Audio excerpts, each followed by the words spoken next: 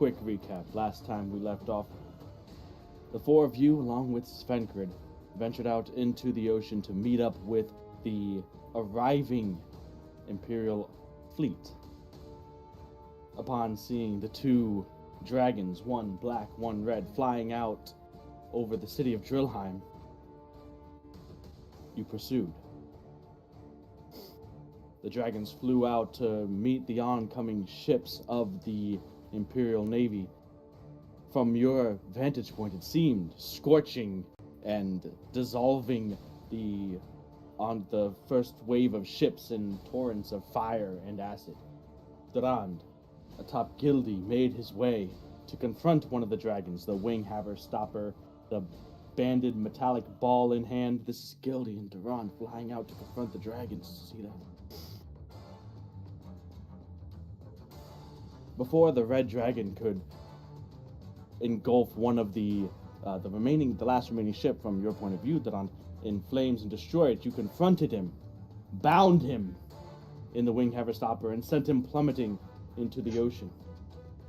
Kersplash, where he is yet to reemerge. He, she, it, dragon has yet to reemerge, leaving just the Black Dragonborn, which Netadian, Era, Elevorn, you all racing towards the chaos as Durand confronted the Black Dragonborn, taking some attacks with him and Gildy alongside before Durand got knocked from the back of Gildy into the ocean below. Gildy got pretty badly beat by the Black Dragon and is gone. Elevorn, you arrived just after Durand had fallen into the water. You're not sure exactly where he is. You can't see him with your vantage point. You just saw a general area of where he may have fallen. You have no visual on Durand at this point. The Empire, namely the Falknimloth, has arrived, or had always been on the scene, as the Phoenix Academy mages used illusory magics to make those other ships that you had thought been destroyed make basically illusions of those ships to which the dragons had been fooled by. The rest of the Imperial Navy on the horizon, the one large battleship of the Dragonborn from Drillheim coming behind you to lend support, and the one remaining dragon still airborne. Netadian had just gotten into range to launch a ranged attack at it, so no one currently is within close proximity of the Black Dragon. I believe we ended with Durand. You had just hit the water about a second or two before, but already you're sinking fast. Elevorn, in your fairy drake form, in the water, in the light smoke and mist caused by the red dragon's breath attack that is clearing up, but is still hampering your vision to some extent, in the area where you had seen Durand fall. Netadian, Era, in the skies above, not too far behind. Are there any questions, any clarification needed, or anything else to add before we get back into it?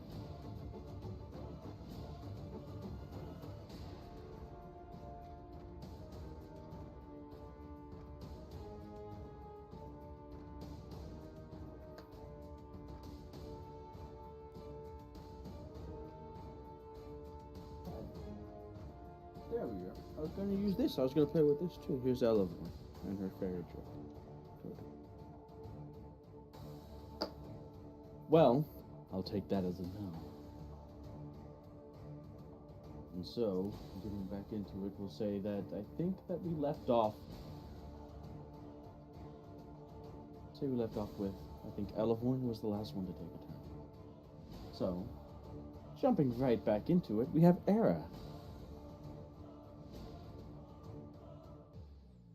You have the fly spell cast on you by Netadion. Your mage armor is up, and you are following not far behind where Neri and Elevorn have. You saw Elevorn zip into the lightly obfuscated smoke where Duran had just been knocked off of his dragon Gildy before Gildy himself fell to the Black Dragon's claws. Right now, you can see the Falchnimloth has come fully into view. Without spending too much time looking at it, you can vaguely see the forms of humanoids and the crew on board the ship. You can spot the one or two Phoenix Academy robe-clad individuals on the deck of the ship, but without taking too much time, can't really see who it is. That's just at a glance. Above, maybe 120 to 140 feet in the air, is the Black Dragonborn, well above the water's surface. It's a dragon, right? What? What's No, it's a dragonborn. You keep saying dragonborn. It's dragon though, right? I'm just saying dragonborn. Yes. Yeah, you are. I was here. I was like, did I miss something? Like that's crazy. Am I crazy? Because I don't remember saying You absolutely the dragon. Like once is a miss. I'm gonna have to listen back to that and just cringe at myself because I swear I was just saying. My mental picture was a dragon, not a. It's not. Come and get me, guys! No, it is dragonborn. You know? No, dwagon. It's a Dwagon. It's a scary black dwagon. dwagon. Oh shit! It's a dwagon. Wait. Okay, hold on. Wait, repeat that part with the dragon. Do I see it? Can I visibly You can see it. the dragon? It's currently the smoke from where the red dragon had attacked is beginning to thin and dissipate. So through that in the sky, maybe about 120, 140 feet above the water surface, you can see the black dragon flying. Why didn't you hit me with a wah-wah or anything like that, dude?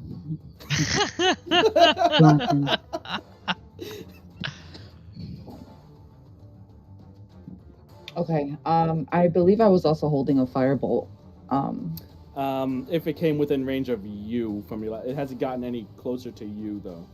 So this would be up your next turn. So the firebolt I think would have fizzled. It's not within range of you quite yet because because Netadion had went before you, I think.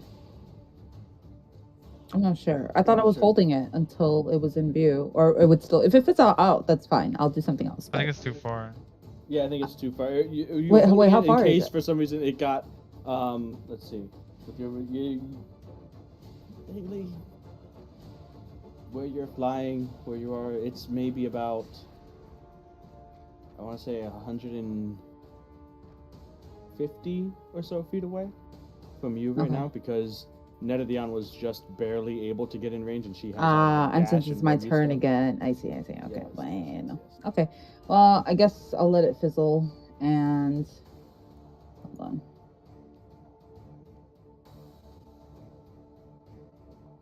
I'm gonna hold an action if I can hold slow. I guess I'd like to use it before my next turn. So I guess once I get in range of the dragon, 120.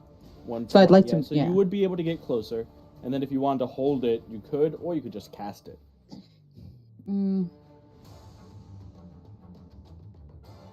If you want to hold it for a time that you think it might be more impactful, or you could just cast it because you can get within range of the black dragon to cast slow.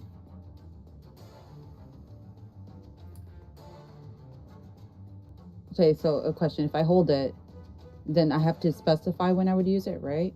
You can be kind of vague with it if you want, but yeah, you basically would have to expend your reaction. So anytime that you could use your reaction, you could use this. You could cast. I see. So basically, between turns, after somebody else uses an action, that kind of thing.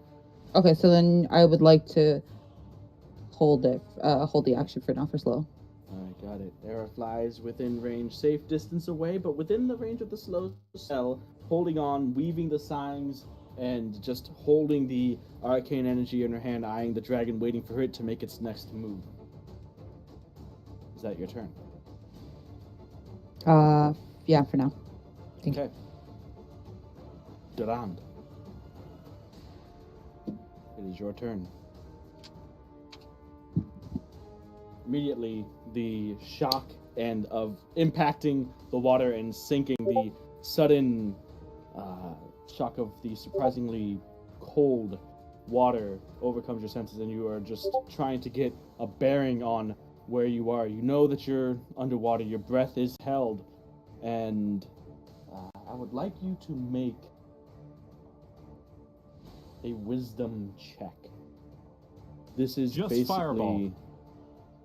to see how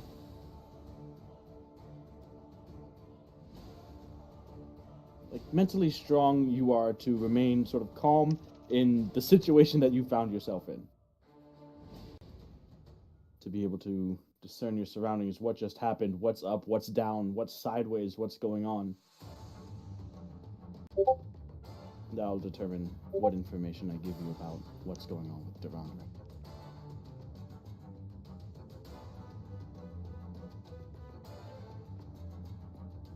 Blub, blub, blub, blub, blub, blubs.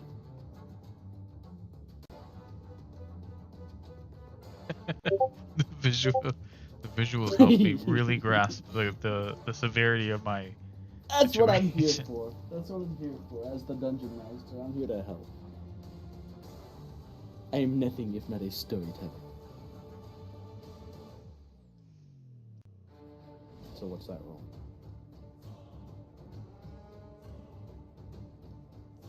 Wait, what? Wisdom check, please. For me? Yes, for How could you?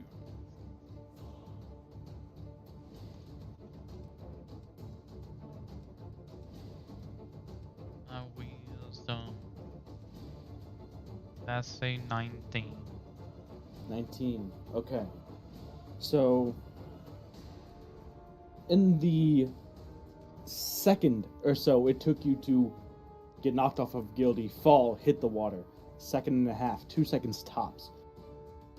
In the time that you were falling, the initial shock, surprise of that, you got over that. You brace yourself to hit the water. You hit the water. You are well understanding of the predicament that you are in. Doesn't make it any less dire, but the first thing that you do is as you see the water approaching, you take that last breath of air and hold it tight. As you splash into the water, you make sure to maintain focus on your bearings, even though you are currently tumbling in the turbulent waters of the ocean. The bubbles that you let out, the way that the water is moving around you, what you can still vaguely see from whatever slight light is emitted from above the surface, you're able to discern the direction of up. However, you're still big boy, wearing full metal armor. It's not going to be an easy task. What are you going to do? So, Your mind races through all the options that you have. What are you doing? I would like to present something to the court. Sure. You also hold your breath, and then after you hit the water, and that you kind of instinctually held and are holding your breath, but Yeah. wisdom check, you remember that you can breathe underwater. Sweet. I like that too, because that's exactly what I was thinking too. It'd be like, Yeah. oh. And then, oh. Which is probably what would happen. That's what I would do. So, You could walk back to shore. one could say that haste might make it easier to swim? Is that an argument? I still have the breath. I think I have it for 3 more It would turns. double your movement speed, but it's like. Does being So it doesn't. I fast- guess. so if- Yeah, you're I'm right. just I saying- guess. I'm trying to say, like, sure, because you could. haste, you could, move your arms and kick your legs faster. Where? But there's a like if I have a ball and chain attached to my fat ankle and I'm dropped into the ocean and you drop Usain Bolt with one as well, is his speed gonna help him get out of that situation? And I don't think it would. I think that this is more of a either strength thing or something else. Like I don't know. You're swimming. I've never attempted to swim with full metal armor on, but I can't imagine it being a simple task. But we are in Dungeons and Dragons Fantasyland. There is, I mean, it's got to be possible, right? To be able to just muscle your way. It's absolutely a strength thing, I think. Okay, I agree. Thing. All right, we're gonna do a strength thing because it's what I would do instinctually. Is just try to get your way back to the surface? Well, just swim? Or what? Imagine being able to breathe underwater doesn't make it any easier to chant a spell, nor do I have a spell that would really... Well, actually... I think you could, yeah. Because all it takes is you... Like, it doesn't necessarily have to be, like, legible... Or, not legible, but comprehensible, right? You just have to utter the words. You have to have the breath to do so. And you do have the breath to do so. Like, if you couldn't breathe underwater, I would say that you could still cast spells with a verbal component, maybe just one or two, perhaps, with the breath that you have in your lungs, and it would take away from the time that you could have your breath held. But breathing underwater, yeah, you could cast spells underwater, no problem. Perfect. Then I have the best idea in the world. I'm going to enlarge myself. Oh, make yourself even stronger. Make the metal armor even bigger. Trigger size doubles in all dimensions and its weight. Oh god, that's a terrible idea. Your weight? Yeah, I have the best idea ever. I'm gonna make myself heavier. No, dude. Holy shit. Okay, no, that's Terrible. yourself. There you go. Reduce yourself. Weight is multiplied by 8. I got a great idea. Oh man. Duen goes from sinking to sinking. Reduce would be bad too, because it lowers my strength. Strength checks and strength saving throws are a disadvantage. Okay, forget that spell. I don't have any. I'm dying. No, I'm not dying, but I'm sick. What are you doing? I mean, I could blast myself. That might help. I wouldn't be in this predicament if I had that in the first place. Duh. I think I may have missed it by like a point or two. Maybe. So you do have, you're still hasted, as you said, which would be obviously an action to cast the spell. I will say that just due to the effort and focus that would be involved, it wouldn't just be movement for you. It would be like either bonus or hasted action to make an attempt to like it would be a bonus or hasted action in conjunction with your movement to try to get yourself somewhere. Either way, you're going to have to make an athletics or a strength check at some point if you want to try to move. So you're gonna bless yourself?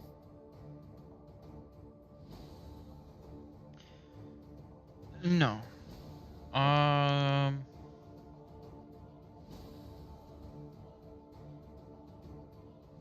Just cast levitate. That'd be nice if I had it. I'll see what it takes. So okay, so I'll try. If I have a bonus action at the end of all of this, I still have Aura of Vitality. Well, you haven't done anything, so. So yeah, my first order would be to, I guess, instinctually try to get myself afloat. Alright, go ahead and make an athletics check with disadvantage.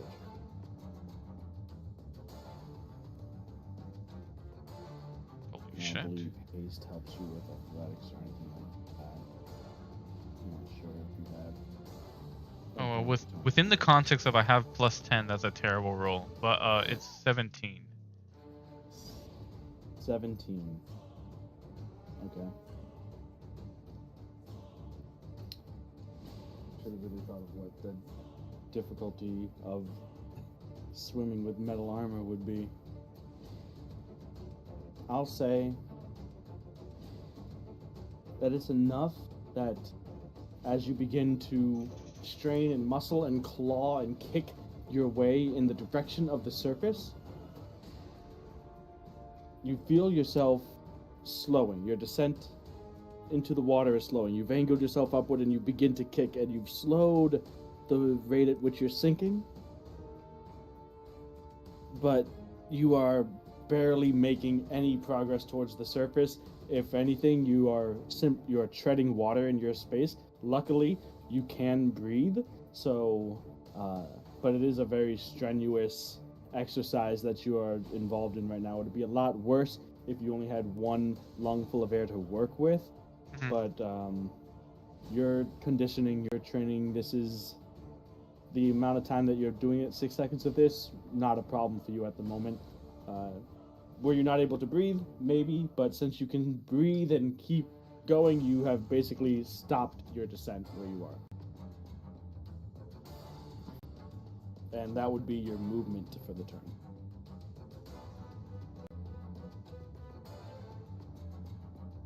So, you still have bonus and action should you wish.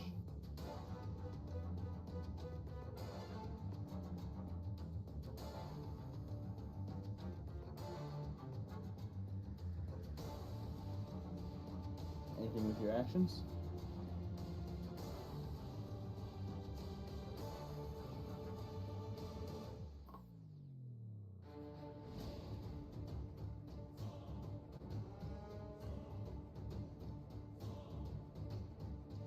Hello?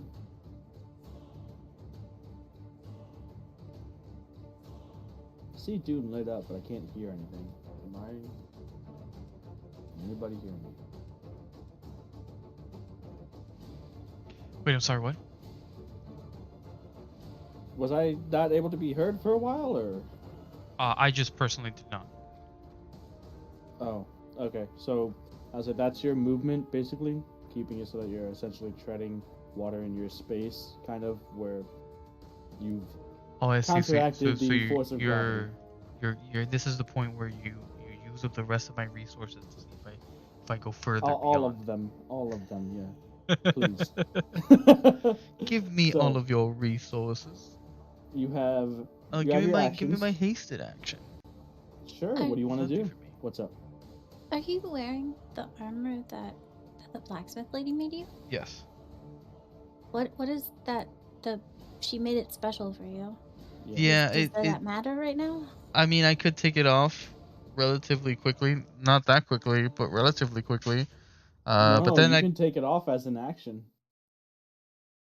It takes like a minute to put it on, but you can take it off as an action. Oh, well. It's got like clasps. Yeah, but I mean. Then it's sinking to the bottom. Yeah, of the then I ocean. lose it. Yeah. You have a bag of holding. Does it fit? How big? I mean, did your bag of holding get bigger along with the rest of you? I mean, I don't know how this works. Get undressed underwater. I know it's not easy. I just Water. was wondering. That's all. I'm sorry. I don't know the. I mean, yeah, I didn't for think it. of that. I mean, you're gonna put water in your bag of holding. Oh, how much? Yeah, the water just instantly, just all of the ocean starts to drain into Don's bag.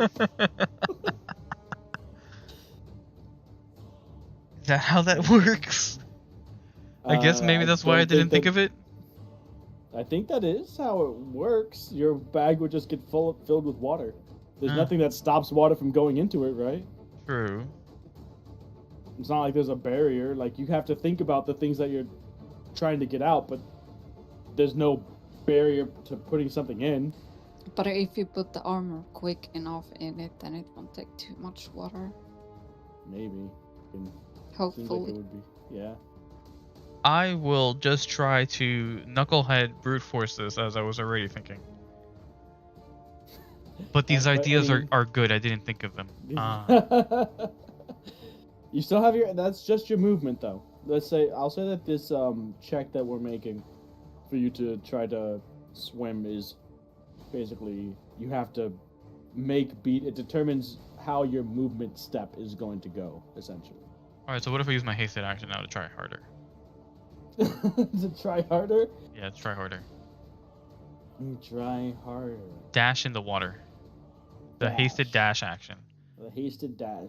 Like I said, I think that this athletics check while you're underwater, the way that we're going to do this is it's going to be the thing that determines how your movement for the turn goes, right? Whether that be normal movement, dash, whatever. So it's like, if you would have failed, you want to make it again? Sure, let's make it again. Go ahead and make an athletics check with disadvantage. The thing is, I don't want you to bomb this roll and then start sinking because you tried to dash, you know? It's weird, I didn't really think of it. I should have thought about what to run in the water would have been like, but... What was I gonna do besides swim? I don't know. Enlarge myself? Yes. Enlarge yourself so much that you're just standing up in the ocean and it goes up to like your knee or something like that. Well, it's a 21. 21. Okay. You do begin to make some progress. Not at your normal pace. I would say that it is like very difficult terrain. Almost double difficult, I would say. So you've probably managed to climb 5-7 feet with all of your efforts. Oh, yeah. You double down, you're starting to climb up, you're in the rhythm though. You got the rhythm going. You're not sure how long you could sustain it for. Looking up, you've already plummeted maybe about 30, 40 feet just before you were able to get your bearings, get yourself oriented in the right direction and start trying to kick. You've had already sunk like a rock. So you're about 30, 40 feet below the surface. And that's just the vague, hazy, grayish light that you see above you, not able to really make out any shapes or structures, boats, people, anything like that from this distance at the moment, especially because you're still having like a lot of bubbles and stuff coming up around you that from you for splashing into the water and disturbing it. Anyways, still have action bonus. Anything. You said something about your Healy thing? I mean, yeah, I may as well heal myself. Just summon Guilty again. That only takes That'll an take hour, 10 right? minutes. Oh, 10 minutes. Yeah, nice little 10 minutes. Not too long. Just do it at the bottom of the ocean. That's fine. Quick way to get out. Mm-hmm. Does he need to breathe? Of course not. He's spiritual. Is that how that works? I think. He's magical in nature. Does his stat block say that he is amphibious and can breathe air as well as water? And, Well, I mean, you gave me his stat block. Can you put that in there? if I didn't, No. then he doesn't, so. Well, it's the you can't change the freaking context of his being. The spell makes him. I don't know anything fancier to do. Okay, so just roll for your hit points, and then we'll move on. Okay. I got 9. 9 hit points. Alright. Next up. Are there lesions? Okay. The Falchnimloth and its crew. We're going to make a roll.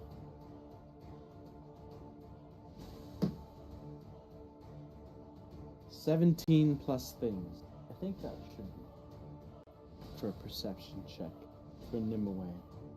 As Elevorn, you see through the smoke where you are at the surface of the water as the tree and root-clad battleship of the Nimue, the Falconloth, comes closer to where you are. You see from the surface, or you can see over the bow, you can't see the people, but you can see projectile, it looks like magic cantrips being fired upwards in the direction of the Black Dragon, as you see the roots around the ship beginning to shift towards the bow, towards the front of the ship. You can see them begin to extend into the water at a rapid pace, where a few seconds later, as you are kicking upwards, Duran, you feel something like a thick tentacle wrapping around your body.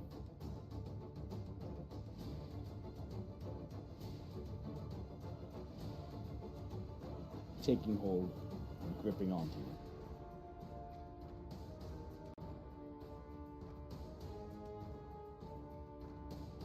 I think that's their turn. Nedadian, it's your turn. How fun! You got the Black Dragon. How far did it fly away from me? Let's see. You were a little bit closer than Era. Yeah, it was like pretty much so close that I could have gotten onto him, but... You could have, but yeah. Now he's about 90 feet away as he flew further up after your... Of course.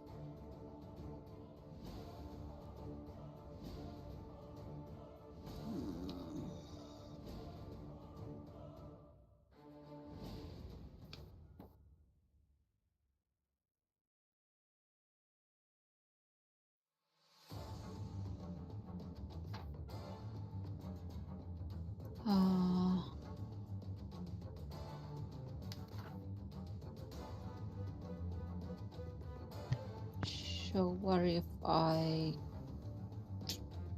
just,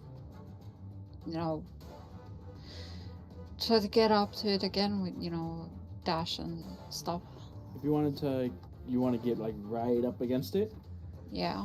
Alright, movement and dash, I think you have, 60 feet with? Yeah. Fly give you 60 or 90? 60?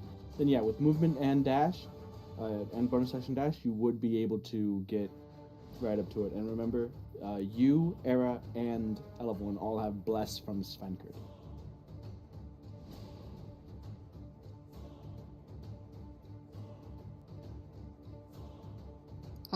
Fly gives 60 feet.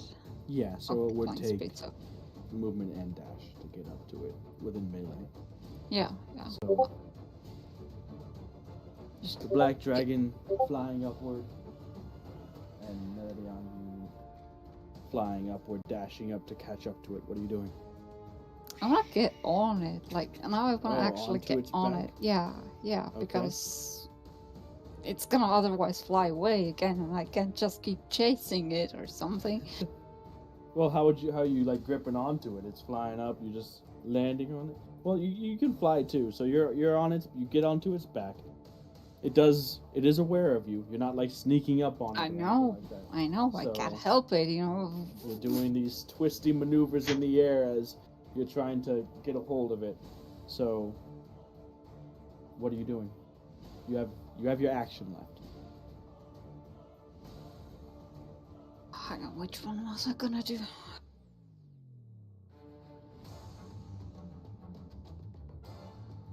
I would say if you wanted to like be attached to it, be on it, it would have to be some sort of grapple-like attack or attempt to latch on to the creature. Otherwise, you're gonna have to be using your movement to chase and keep up with it. Yeah. Well, I'm gonna step my incendiary edge on it. All right. At least try to shove it into its, maybe near the wing, where the wing is attached or something.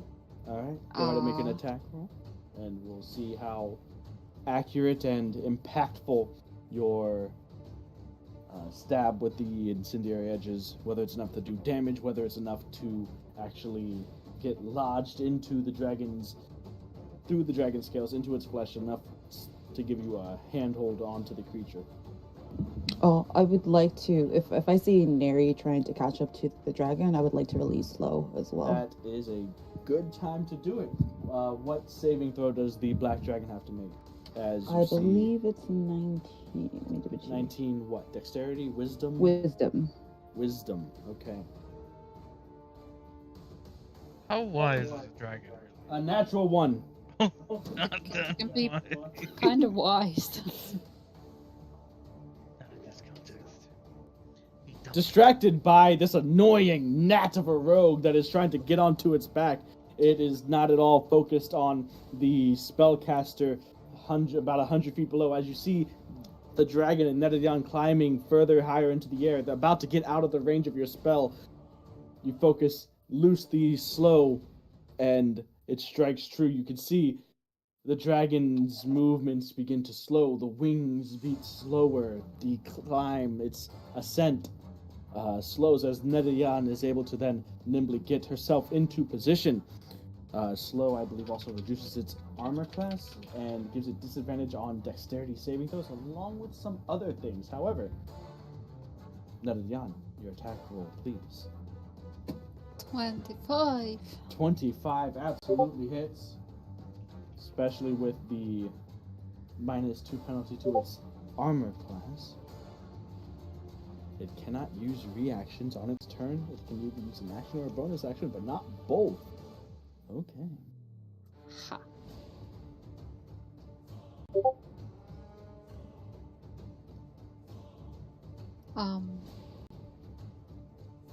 So, now that I have my dagger right in it, Mm-hmm. I'm gonna use immolation. Okay, well, can I get the damage from the dagger hit? Just the dagger. Yeah.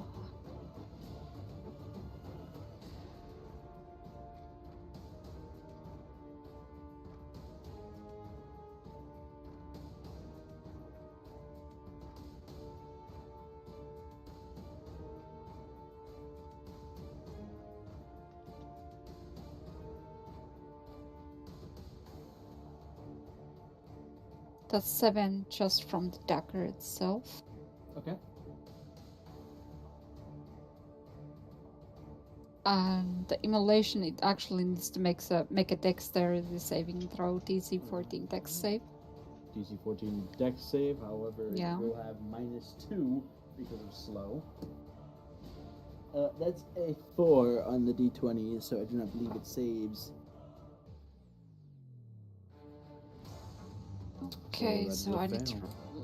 roll 8 d6s. It's a lot of d6s. So you should have a lot. You're a rogue. Yeah, I have so many of these. Sneak attack.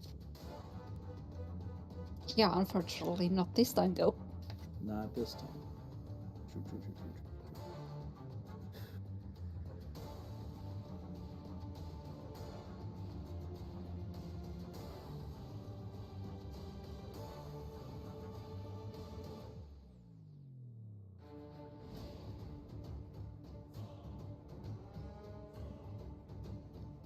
See, slow does not say anything about legendary actions, however. 36. 36 points of damage. Alright.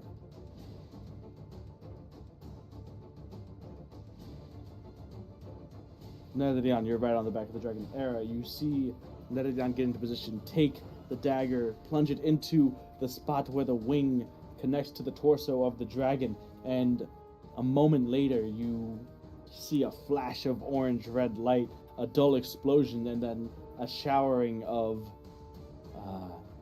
fragmented black dragon scales from the point of impact where Netadion, you had pierced the dragon's flesh and sent a burst of flame to erupt within the wound. I believe that is your turn. You have the dagger in up to the hilt, and you are holding on white-knuckled to it as maybe not as fervently as you may have had to, as the dragon is now moving at a much slower pace. Yeah, but But since I took those points to fire, I'm gonna use action surge. Because fuck this dragon. Okay. Another. Yeah, I'm still holding on the, with the dagger and everything, but I have my other hand, yay! Two-handed. Two hands. 2 hands. Look, Ma, I have 2 hands. Look, Ma, 2 hands. Inflict wounds. Okay. Since it's touch. That is a yes. So you're holding on to it. You take out your second hand to everyone's surprise, as it begins to be wreathed in necrotic shade. Black gloves. Let's see. Like a black glove over your invisible hands. Yes. Let's see if you can touch the dragon from here. Go ahead and make a spell attack.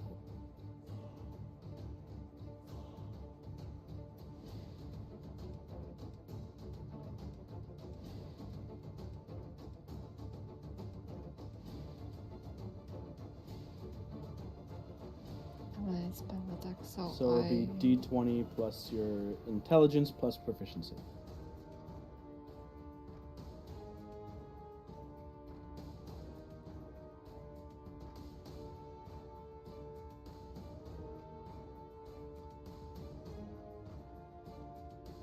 $22.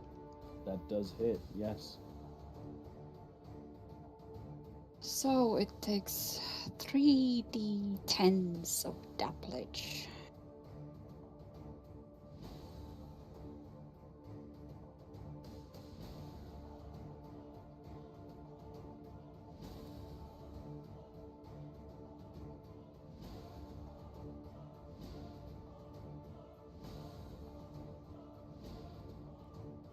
So 15 points of necrotic damage.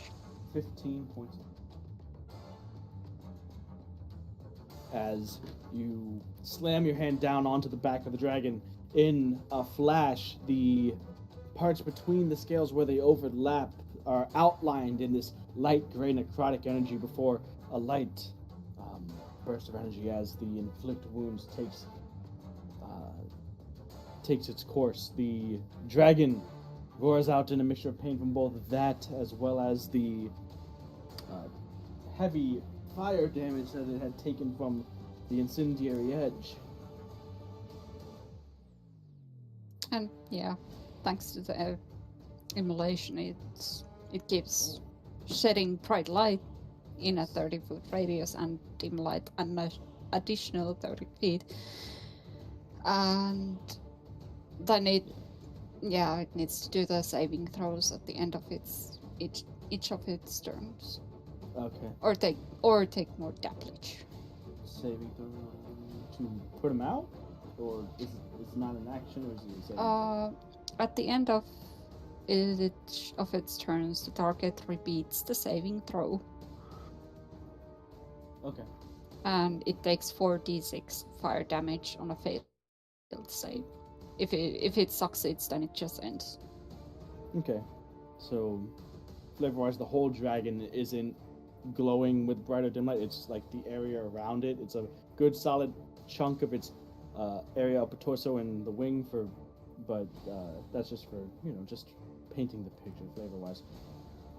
That's its upper part, like up to like its neck, and like the area that the immolation explosion would have taken place in is what is currently glowing bright. So you are well seen by anyone looking up at the dragon as you are shed in this bright light caused by the immolation of incendiary edge. Is that your turn? That's my turn now. Alright. Next up, the Draconians, as well as Svenkrid, making their way through. The Draconians have well overtaken Svenkrid, and they are but a couple 100 feet away, about to be right on top of where you guys currently are. At the end of the Draconian's turn, Black Dragon is going to use a legendary action, because it can do that. It's not a reaction, it's not affected by the slow spell. What is it going to do? I think it's going to make a tail attack against you, Netadion, obviously. Ooh. So the tail comes swinging up from the back, attempting to swipe you off of its back.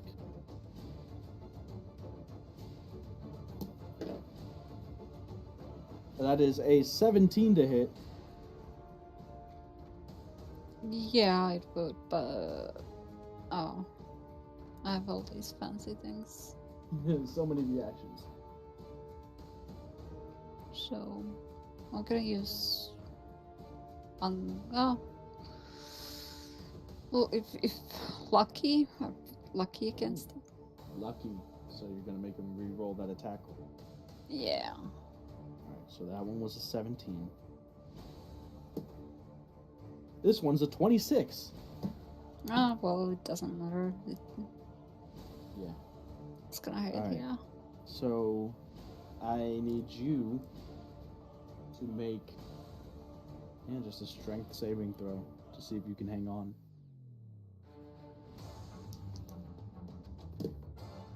I'll say the DC is the amount of damage.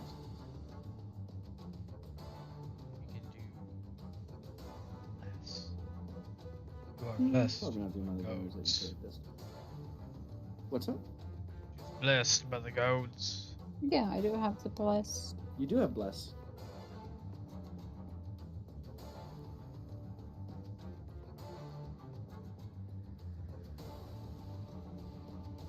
So 26. 26 on the strength. Yeah. Wait. You managed to hang on as the spiked black dragon tail swipes at you, connects, hits you. You can feel it tearing through cloak and armor and dragging against your skin as you take 20 points of slashing damage from the hard, scaly, spiked tail, but managing to hang on to the dragon, who's now nearly vertical and is very much trying to get you off of its back, although it is moving slowly in the air. Yeah, that hit just made me crave want the dagger even more harder. Yeah, pretty much. That's what it seems like. Alright, so after that, it is now the Black Dragon's turn, where all of a sudden, Netadion, the dragon starts moving so much faster. Like, incredibly faster. Like, Era, you are watching, and for a moment you're like, did it break out of the slow spell? As it turns and tucks its wings into its body and basically starts to go into a dive bomb. It's not moving faster, it's just in free fall now towards the water. As you do not slow the effect of gravity, unfortunately, with your spell. What? She can control physics? Well, not with that spell anyway. There are other spells. You get all these later. not that Don't one. worry. You can destroy the fabric of reality later. That he's not wrong. Because have you looked at higher level wizard spells? No, not yet. I'm scared. Not quite yet. Be afraid. Be Alright, very so Netadion, you're still gripping on. The dragon is in complete free fall. You can see as it turns and angles itself from how it was flying up to directly downward. Its wings are tucked in, its head is tucked down. You can see the water, the ocean approaching you fast. Well, do you want to do anything? Are you along for the ride? He's trying to play chicken with me or something. Fuck that, I'm gonna stay. You're along for the ride, alright. Within a second or two, the dragon, with a huge resulting splash from its impact, is underneath the water, taking Netadion along with it. Netadion, I do need you to make another strength saving throw to see if you can hang on through the impact with the ocean.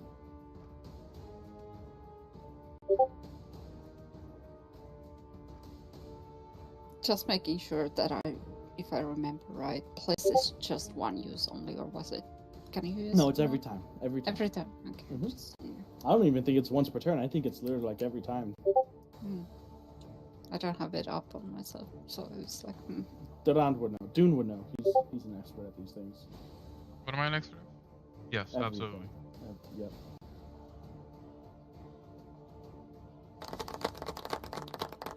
Yep. Appropriate. Yeah, it's whenever. Attack roll or saving throw. No limit. 16. 16. The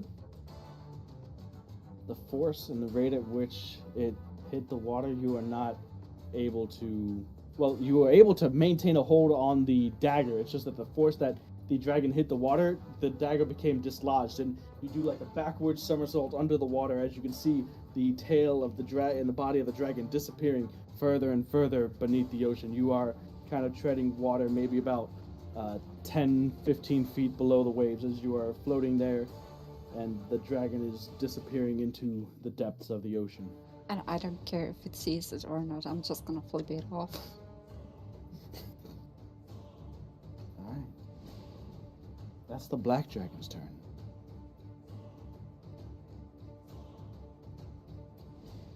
Elevorn, what are you doing? Actually, at this point,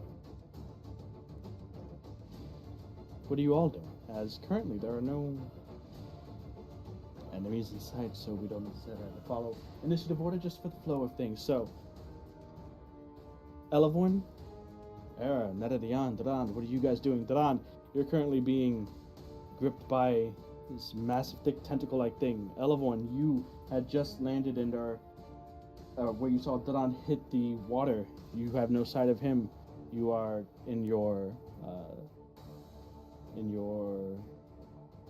fairy drake form. You have fly and bless active on you. What do you want to do, Elevorn?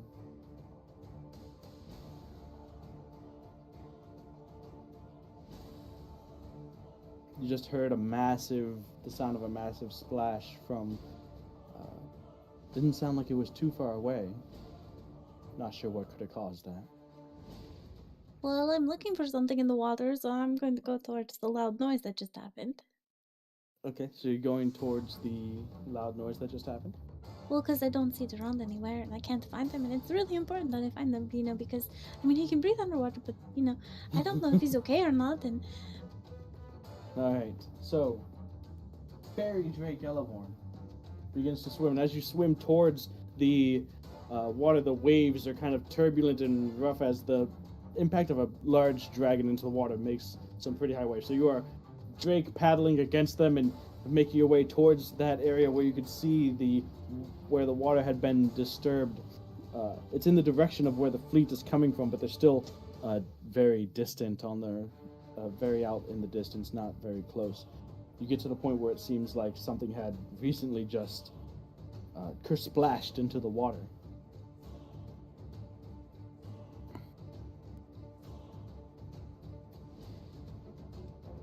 Dive. Okay, you're diving. I need you to make a perception check.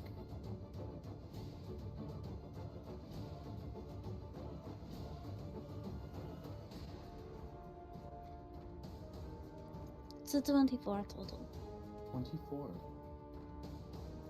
You see something very far down before the blackness takes the depths of the ocean. The edge of a tail, tentacle, something slip into the darkness. Much closer to the surface, however, you see a familiar creature, that being Nedadian. Alright, we go with Middle finger up towards the towards the depths of the ocean and the unknown that lies beneath.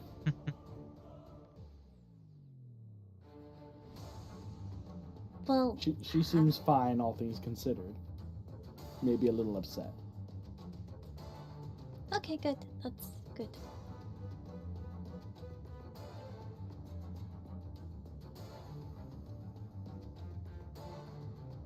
However, from your position, you do not see Durand. You can also, with your perception check, you can see the aft end of the Nimue, maybe about 50, 60 feet away from you right now.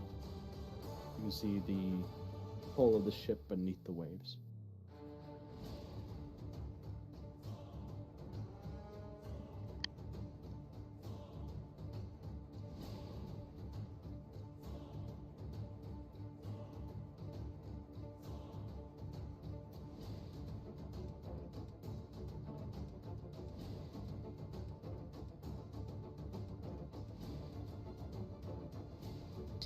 Okay. Well, I'm gonna turn into an elf and we go to the surface and just, I mean, if I can see from, because I'm in the water, I see them. So just, I don't know how much movement I have, if I can go back up or not. Yeah. So just back up and, yell that the dragon's in the water. Did you do the rolls for the fire damage at the end of the turn? Saving throw. Dex saving throw. Okay. Let me check, because it also has to make a saving throw against... It has to make a save for the slow effect as well at the end of its turn. And that is a 19. For the fire thing. No, 19 saving throw against the slow. So that would be against Era's DC. Yeah, it's 19. Okay, so just barely saves, which means this doesn't have the -2 on the dex save for the other one. Which is 17. Yeah, it saves, yeah. Well, Which makes sense, it just submerged itself in water. So. Yeah, it kind of makes sense, yeah. It's, just... Yeah. Yeah. It's fine, yeah. It's totally fine. Alright, so you shout out towards... Elevorn shouts out towards the crew of the ship of the Falcon and Moth that the dragon is in the water. Nedadian, you make your way back to the surface, I'm assuming? Yeah, I think I actually should have fly on still, so I'm just gonna... Just right out of the water. Or do I have it? It lasts like how long? It lasts 10 minutes. I think it lasts like an hour. An hour? I'm pretty sure. I remember I specifically remembering it being a concern for the child that Era had costed fly on.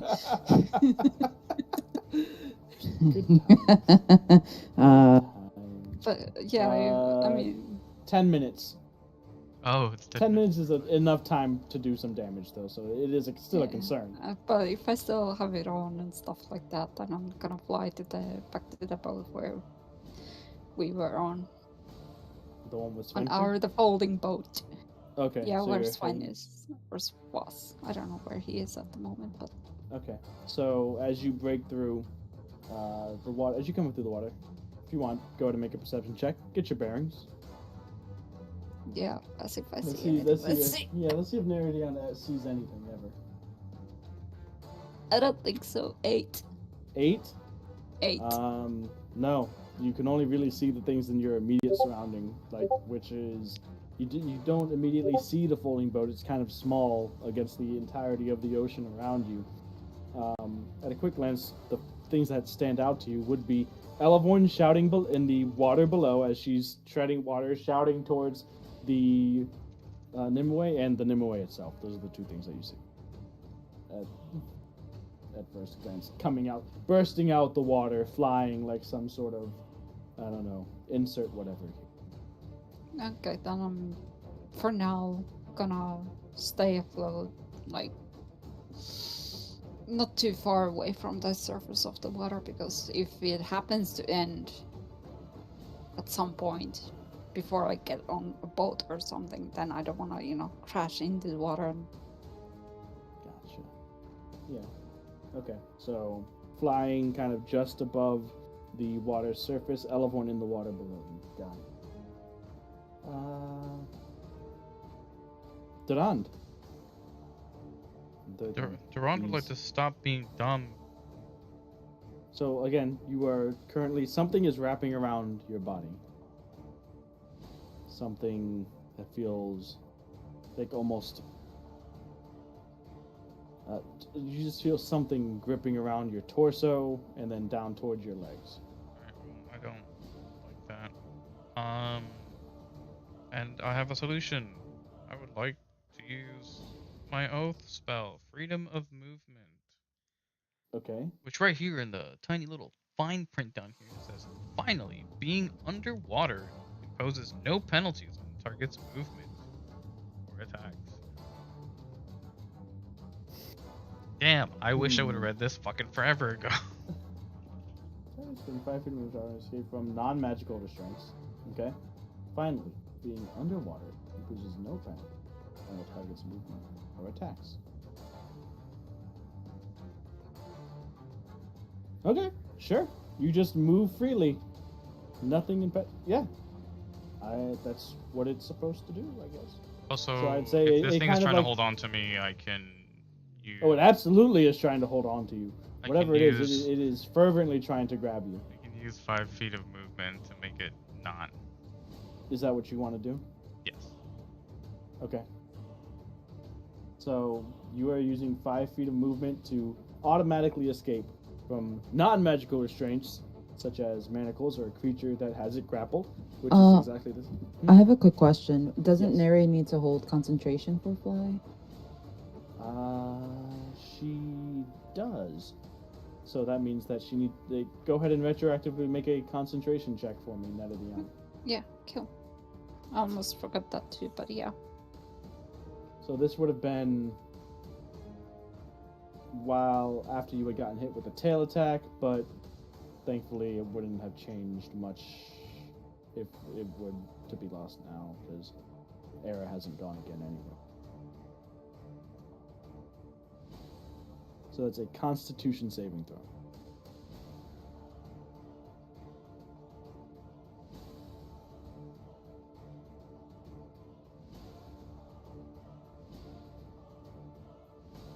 $16? Yep. You needed a 10. Oh. Oh my god. Okay, thank God, because I was about to fuck us all up. Everything. Just chain reaction. Just... Okay. So, freedom of movement on yourself lasts for an hour. Just making your way. Are you making your way back to the surface? Well, yes. Okay. So, instead you're like 30, 40 feet away from the surface with haste, that's not a problem. As you slip away from whatever it is that's trying to grab onto you, it continues to, you can feel it like tugging at, like, your leg ankle. It's trying to reach out and grab you. But you keep managing to slip away as you do, and you manage to break the surface of the water. Where around you, let's see, the main thing that you see is maybe about 20 feet away is the looking up, you can see the large hole, the large tree. First thing you see is tree, the Nimue. And you can see some of its roots extending down into the ocean and towards you as well. Where trace them with your eyes real quick, and you see it's the Nimue had seen and was trying to save you. Oh, thank God. Yeah. Perfect. Yeah. You Oh, Grandma. managed to successfully escape from the rescue attempts and save yourself. Wait, what? Dignity intact. What? Rescue attempt. Yeah, that's what you were slipping out of, was Nimue's roots and branches. Oh. Mm-hmm. Well, I don't know. Tell her to try from, like, my view instead of from behind me. That's creepy. It's the deep, You're dark in the ocean. water, dude. Chill. It's creepy, man. You can't just fucking try to grab I me by even my said feet. it started at your... What kind of thing from below you is going to start at your torso and work its way towards your legs?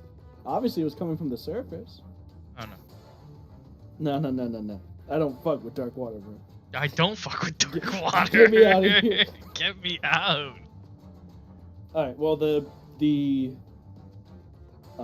root is still there and still like kind of offering its aid to. If you want, you can grab on, and it's kind of in a way being like, we can get you on board. Yeah, sure. I'll get on. Okay. So you grab onto the root, makes your way around you, and drags you back through the water up and places you on the deck of the ship as you can see the captain barking out orders from behind the helm. The members of the academy are gathering together around in a circle, beginning to weave a spell. You can see people from the crow's nest shouting out, Captain, I lost sight of it. It disappeared beneath the waves. Port side, aft. I don't know what it's up to. And the rest of the crew making way, manning the sails as the captain. All right. Well, until we can get eyes on it again, we need to get some space between us and where we last saw it. Let's lower the sails and put some distance between it and us. And the ship begins to move away from the location where the dragon had entered the water, just until they're sure where it is.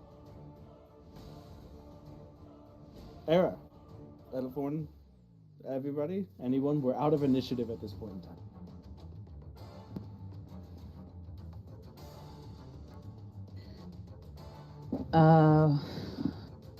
That's crazy. I'm kind of mad. How dare it swoop down before I do anything? You slowed it. I guess that's not the same. Just Whatever. fireball. Just fireball. Listen. Just fireball. Just fireball. What's What? your point person What? within fireball distance? What's your point person within fireball distance? What is going on? That's his little It's the button thing. soundboard. Why? That's Joe Cat. I don't. Okay. She I likes don't to even ask know me if I what wanna- she likes to ask me what spells to use all the time. Oh. Now I have the perfect answer. I would never just fireball. What am I gonna fireball at this time? Just fireball. The fucking boat? The water. The water. Just make it boil with the fireball. Oh, There you go. I attack the darkness. Oh my god, that was funnier than I thought it was. Okay. All right, I have I can. If I hold an action, do I have to specify what action it would have to be, or Yes. You can't just be like, I hold something. Action, I'll let you know yeah. later. Yeah. No, but what if I don't actually have to hold it because it's a spell that's into? Okay, it's fine. I'm not gonna be malicious. No. I don't think she even knows what spell she wants to use. I know I do. She'll decide later. I don't want to. No, I do, but I don't want to use it because it's instant, and then there's no point. I don't want it to go to waste by next turn. You know what I mean? There's no turns. Right. Oh yeah, there isn't no turns. You're right. So I can just hold it forever. Crazy. If you want to hold it forever, then you're going to be using whatever spell slot every 6 seconds. So 6 seconds.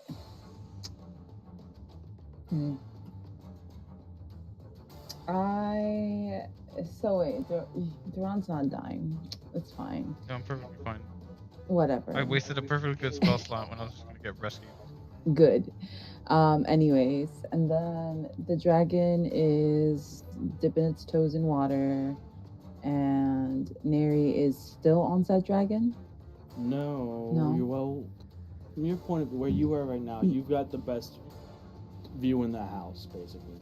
Nice. You saw where the dragon and Netadion went under, so that was kind of your primary point of focus, right? Not long after, you did see Netadion come back out of the water. Elevorn go over to that area, turn back into an elf. You can't hear Elevorn shouting out, but you can see the whole scene play out. Tadon coming to the surface, being scooped up by the roots of the tree ship and placed on the deck. So you saw all of that.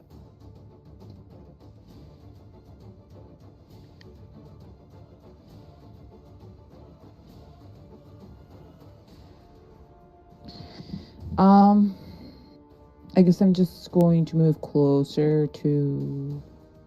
towards Elvorn in the meantime. I don't want to hold the spell and have it wasted. I know we're not like in combat right now, but I want to stay above ground anyway. Still flying. Thank you. Gotcha. So you make your way over in that direction. Elvorn, you still can fly. So, what are you guys doing? Duen, you're on board the ship. You are sopping wet. Looking up. I mean, I guess somehow you would feel or know that Gildy is no longer on this plane of existence. But still, kind of you search the skies momentarily just to...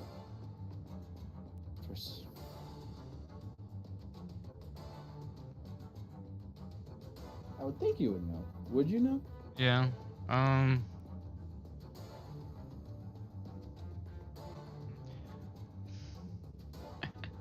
What are the chances I have 10 minutes? You can certainly start if you want to. Does starting the casting of a spell consume the slots? Or is it finalizing the spell that consumes it?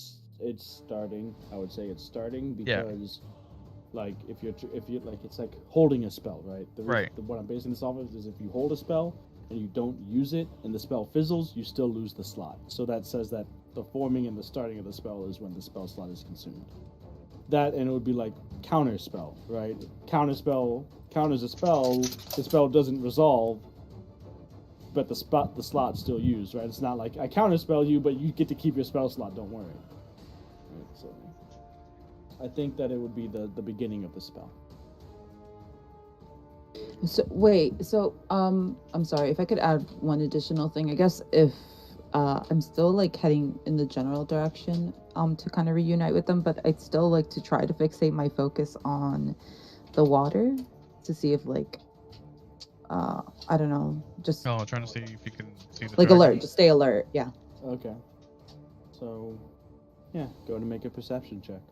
Okay. As you're making your way there. Nedadion, Elvorn, what are you guys doing? And Duen, are you going to start that 10-minute cast or no? I want to make sure I'm not needed for something else first real quick, so I guess I'd like to approach the captain and kind of figure out what's the plan. Duen, you all right? Saw you falling. Yeah, I'll be fine. Good to see you okay. All right, good. So now both of the dragons lie beneath the waves, though one seemed to be by choice. You know anything about these creatures? Are they amphibious? Are they...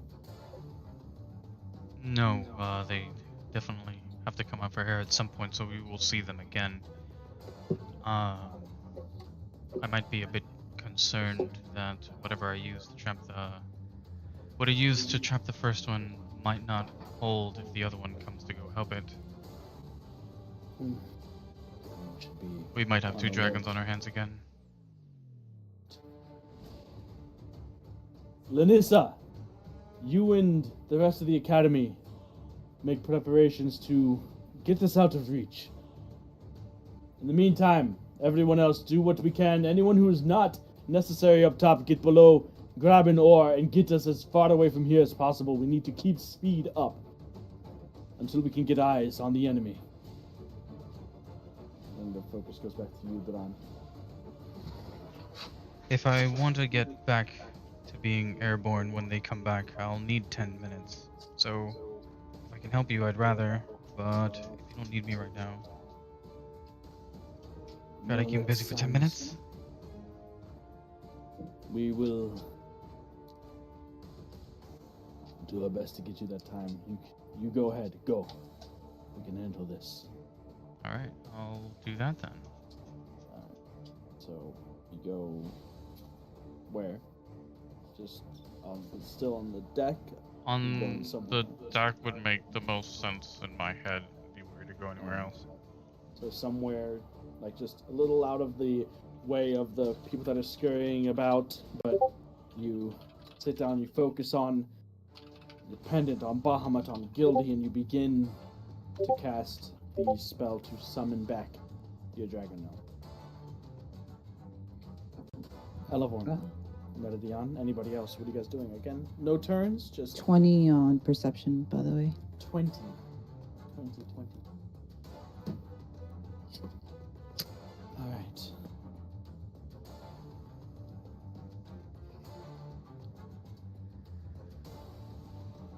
You see, it's late, the sun has set. You can see in the back, from behind you, as you're looking towards, so you're focusing on the ocean, right? Specifically on the ocean? Yes. Okay.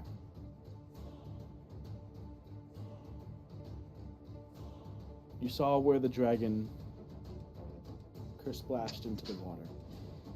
So starting your focusing there and then like kind of widening out from that. You see the shadow of something far beneath the waves, barely darker than the dark water that surrounds it.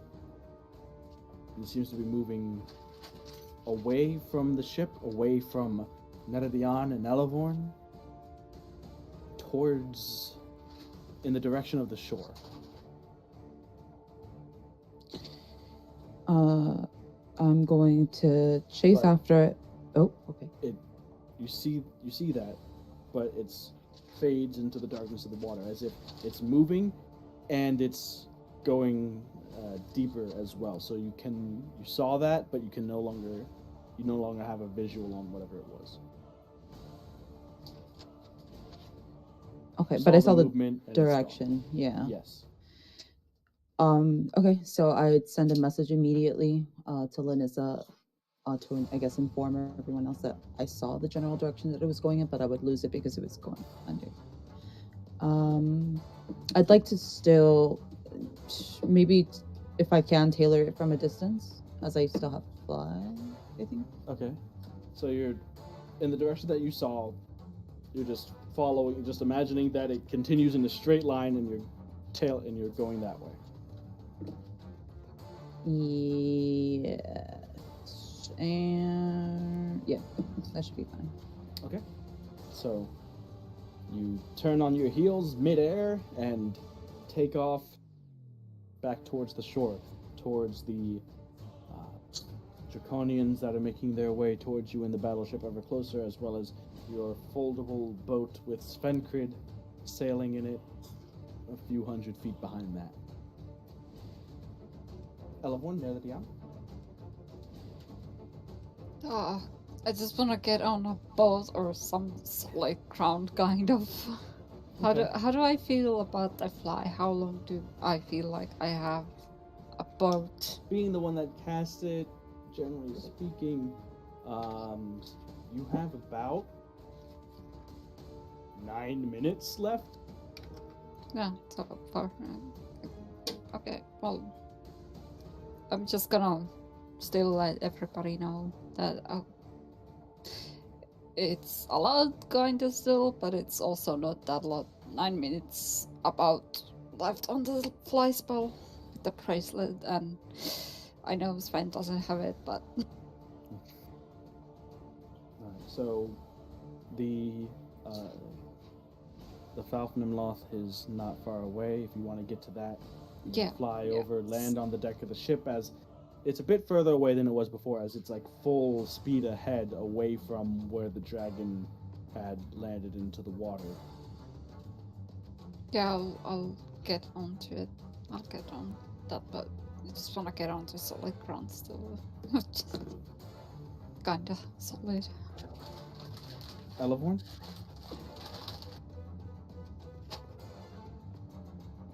I'm just moving my way towards Svenkrid. Okay. You can fly, so you're going back to Sven? Flying back to Sven? Yeah. Okay. So, Elevorn, as you're flying in the same direction. You can see Era making her way back to shore. Back towards shore would be back towards Svenkrid.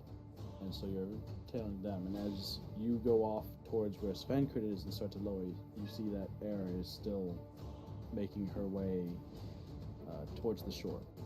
Both of you pass by the battleship of the Draconians. Elevorn, you land on your folding boat, as you can still see Era making her way towards the shore, and the Falcon making its way sort of perpendicular to the approach that Svenkrid and the Draconians were taking. And then, still on the distance, making their way ever closer and closer, the rest of the Air Legion fleet.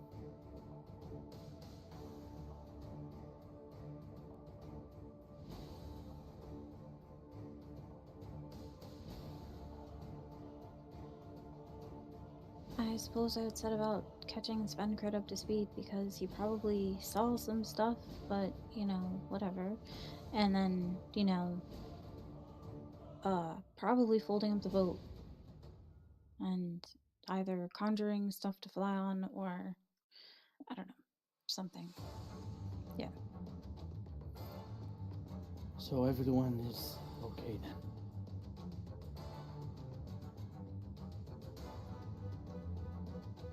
Relatively, I suppose. What say you? Should we try to meet up with them or head back?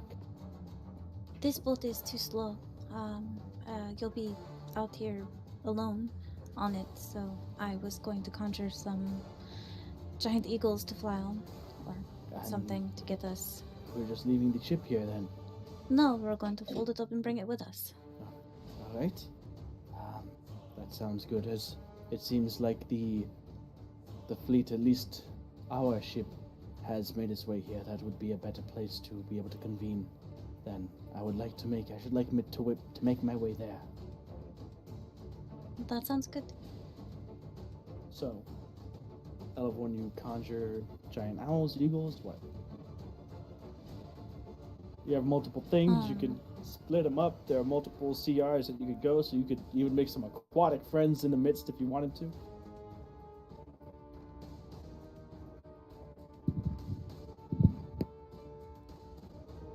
I don't think a giant owl works for Svenkrid. It'd have to be like an eagle for him.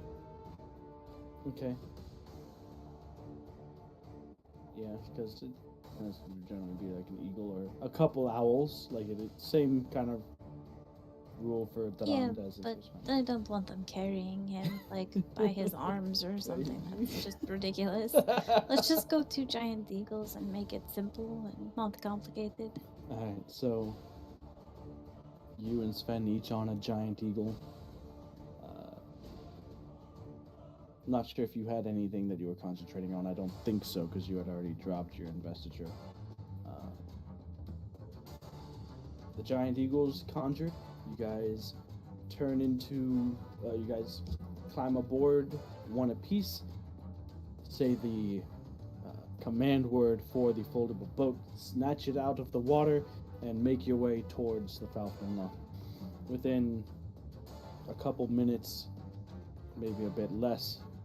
Could I actually head towards Era? Okay, you want to fly off towards Era? Yes, please. Thank you. Do you want to fly on top of the eagle? Because you can still fly. Yeah, I want to be on the eagle. It's faster than I am. That's true. So you actually do manage to catch up with Era as well. And I mean, the eagle would be big enough that, I don't know, should be able to carry both of us if she wanted. Yes. Oh my god, passenger princess, I'm ready. Thank you. Well, I mean, you can direct it because you know where it is, right? Oh, true. So, Okay. so All right, I'll get just- back. Scooch over.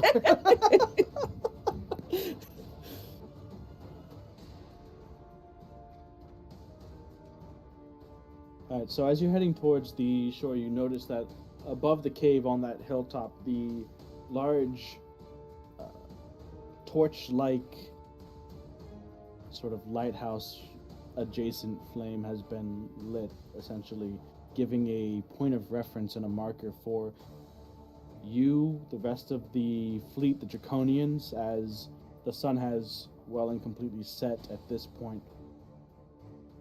Not much light being provided by the celestial bodies above, at this point in time.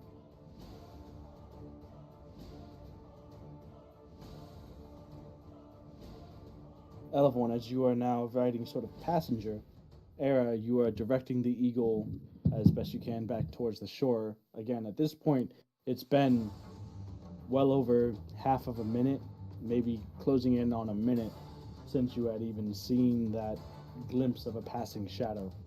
So you are very much moving on assumption that it's continuing in the path that you had seen it move for that brief period of time. Okay. Just so you're aware of that.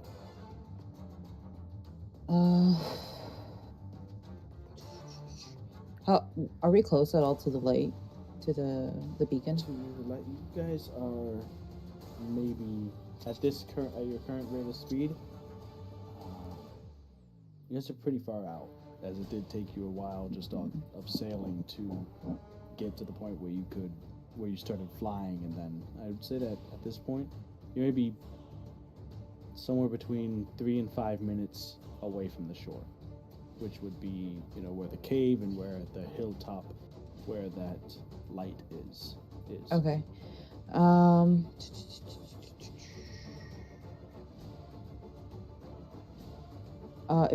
If I were to look down, I guess I'd stop and focus again to maybe concentrate, see if I see anything else. Okay.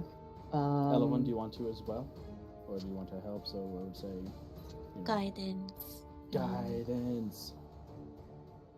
Or like advantage on guidance. Sure. Oh, I could also use, I think, Arcane Eye. Ooh. You just gonna put an eye somewhere? Yeah, I'll just point to a random area. I'll have it closer to the water so that, So you're gonna get an eye with, let's see, what's the range of it? And it's not much, feet. it's 30, It's only yeah. 30 feet. Can I stick the eye in the water? I don't see why not. Oh yeah, You can move the eye up to 30 feet in any direction. There's no limit to how far away from you the eye can move, but it can't enter another plane of existence. Solid barrier blocks the eye's movement, but the eye can pass through an opening as small as an inch in diameter. So, yeah, you create an invisible magical eye. 30 feet, baby. All right. Concentration up to an hour. You're not concentrating. You're not the one concentrating on fly, so that's good. I know, it's great. Not Thank gonna you. make that mistake a second time. Every time I don't know what you're talking about. Every time Era's flying above water, she just concentrates on another spell. I know. At least you're on an eagle you. this time, so that's good. Okay. Plop that eye into the water. So you're telling me I can stop the fly spell? No! Yeah, you can stop it. But Era's right now, she's mounted on an eagle, so she wouldn't tell. She'd just be like, all right, thanks for the ride, Elevon. I'm out. I'm being sponsored right now by Neri, okay? I need a spy. No, Neri would let everybody know that she's gonna end it early if she would do it. Alright, so you guys are you can guide the eagle down closer to the water. You say you stop, but you can have him come down so that you could plop the eye directly into the water with the casting of the spell. So this is with the magical item, correct? Oh, yes. Yeah, this is in the spell that you have. This is with the serpent's eye. Yeah. With the arc, yeah, correct. So how's that? As an action, you may use the eye to cast one of the following spells. Each of the spells may only be cast once per long rest, and if you cast more than one spell using the eye without taking a long rest, you must roll a d6. Okay. So if you try to use either the caustic brew or the hold monster without taking a long rest, then there's a 1 in 6 chance that the eye is going to be destroyed. Oh my god, but I love chances. I can't wait for this to break. I wasn't even planning on using those spells, but now I want to. So no, I was. I literally have Hold Monster up, but you dipped him into the water. How dare you? I dipped him into the water, yeah. Okay. So, He went for a little swim. Using the Yuan Ti artifact, focusing on the magics within, you cast the spell, creating the arcane eye, the invisible ocular link to wherever you want to send it. Having a third eye connected straight into your vision. It's an odd sensation at first, but you manage to get used to it pretty quickly. You're sending it into the water? Mm-hmm. Alright. So you send it into the water, 30 feet as much as you can. And go ahead and make a perception check with advantage, with guidance, which is what, a D4 or a D6 out of one?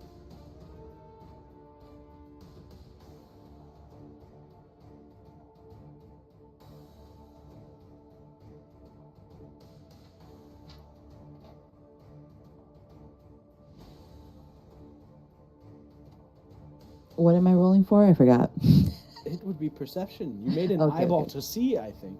I It's a did. D4. The eyeball is to feel. So I have that to would roll still be a perception. D4? Or is it Elevorn? Elevorn is helping you out. Okay. So helping out gives the advantage. Plus she's using guidance on you, a cantrip. So that's a D4. So D20 times 2. So 2 D20s, take the higher, add a D4. Perception. Oh, okay. 1 Okay. second, Elevorn. Oh, Are you sure you want to use guidance? It's concentration. What he said. Yeah, never mind. Still helping though, with advantage. bueno. So no D4. As 16. Elevorn would then concentration spells are hard. Everyone gets a crown of thought division. Yeah, everyone want a thought divider?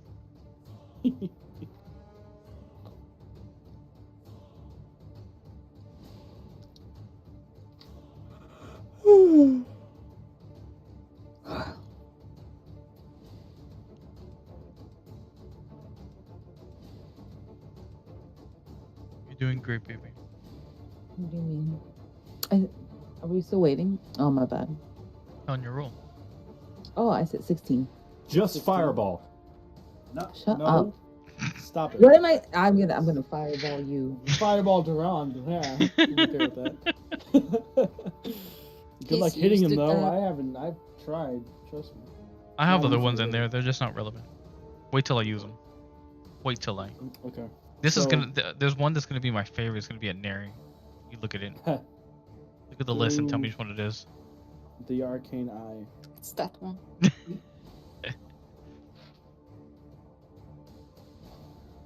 In the murky depths of the ocean, you sight it down, and it's hard to see anything. It's black near all around, but through the perception of the arcane eye, you don't see anything. You don't see or sense any movement in the moments after you have conjured it and sent it below the ocean. Not sure. Can't be sure if it's attributed to the lack of light, the darkness,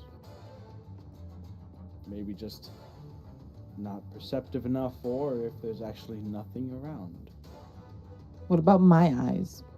Your eyes? Yeah. 16 perception, same perception check, I would say, about the same.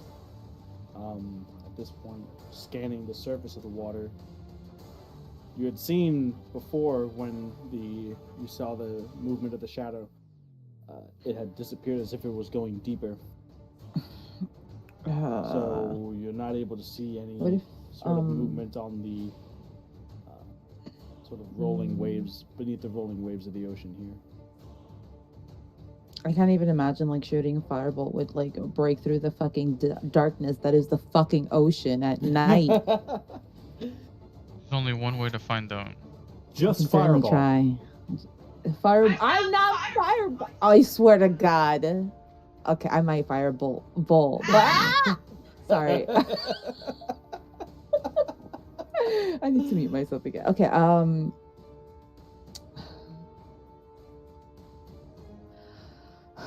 No. I'll firebolt for now. What's that gonna Just do? a What's your fireball. rinky-dinky bolt gonna do? Oh my god, okay, I'll fireball. Why are you peer pressuring her, Dune? Let her play the game. Jeez. Alright, it's fine. I work well under pressure. I work well on the. Okay, hang on. Hanging. Quack. What is going Elavoin on? turns into a duck. Yeah, is that how that works? Oh, those Stop it. sounds are for everybody if you upload different ones. Oh, I could just try the good old bait and insult it. I have sunburst, Holy. but it's, you know, like it would only, like, I don't know. That sounds big.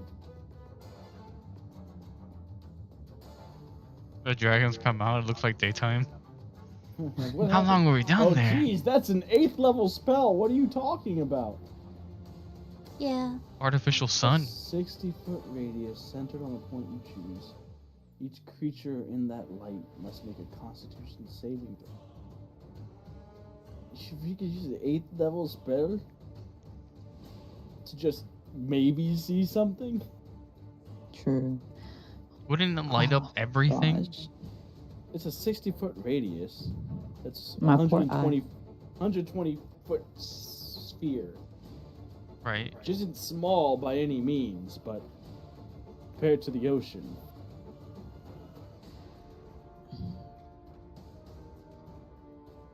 I don't think it's gonna do what I want it to do. Too bad I don't have, like, you know, that cool light spell, because then you could put it on the eyeball. There it goes. But yeah, Just that like would the be more light spell, like useful. the one that yeah, the Bask had. cantrip. Yeah. The cantrip. You just attach light to something and just A send it. cantrip. I don't Yeah, have. A friggin' cantrip. It's a Freaking good cantrip though. That cantrip was amazing. Yeah. No. Way Lumos. better than dancing lights. It's not even concentration. Broken. Broken. It seems like it's a Alright. one-off, just bam attack. It doesn't seem like it has any persistent effect. Well, it doesn't stay? Yeah. What's a cantrip? No, No, not the cantrip. sunburst. The sunburst.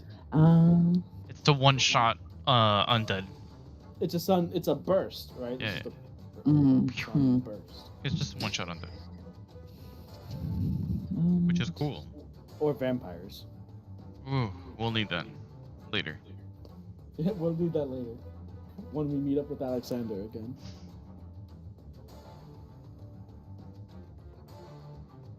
Anyways, so you have the eye there. You can keep sending the eye, like patrolling in the area. You could send the eyeball itself towards the shore, but what are you guys doing? What Elavorn and Era? Are you continuing towards the shore? Or are you heading back out into the ocean towards the rest of the ships? Svenkr, Darand, Neredian, everyone else. You haven't seen the dragon in a couple minutes now. No sign of it.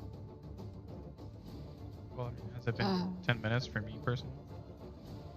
No, 2 minutes. It has a time doesn't work like that, so no. Then you know what I'm doing.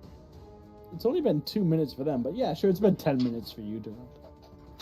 I don't know from what time you're going off of this. I had a whole conversation with a captain. I just said 2 minutes since the dragon had been seen. 2 minutes since the dragon had been seen. That means it's been like a minute since I had that conversation. It's a little bit wonky, that's all. It's fine though. Sure, it's not terrible, but it's it's just not a hard to big follow. What? I mean, the timeline thing, so like his question is kind of, you know, because he was Okay. doing stuff and then we were doing stuff, but we were kind of doing it at the same time, but it wasn't readily apparent that it was same time happening. That's all. All right. Get it? Hold on. Let me. I'll map this out. Do it. Give me the timeline. Draw it. Dragon hits fall. Time the dragon hits water, then we have Neri, Ella on the surface of the water. Then Ron dragon gets to the surface at this point. Hey, we have the same headphones. Me? We do? Yeah, we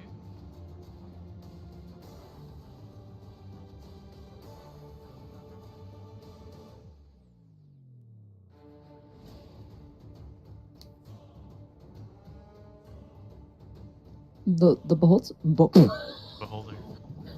Beholder. The boats are like far from us, right? Because we're closer to shore. The beholder. The boats. I meant to say the boats. The boat holder. The fleet.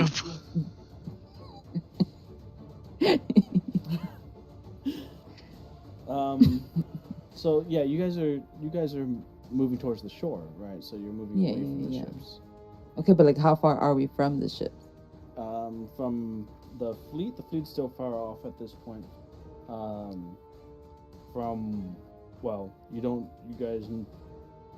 Svenkrid and the folding boat's no longer there. You're closer to the Draconian battleship than you are to the Nimue, but the battleship's going like this way out to sea. The Nimue is going this way away from where the dragon had landed in the water. They're trying to get distance as fast as they can. They don't want to be taken by surprise, basically. I see. Okay. So you're closer to the Draconian battleship than you are to the Falcon Loth. The Draconians are still just sailing out to that area at the moment.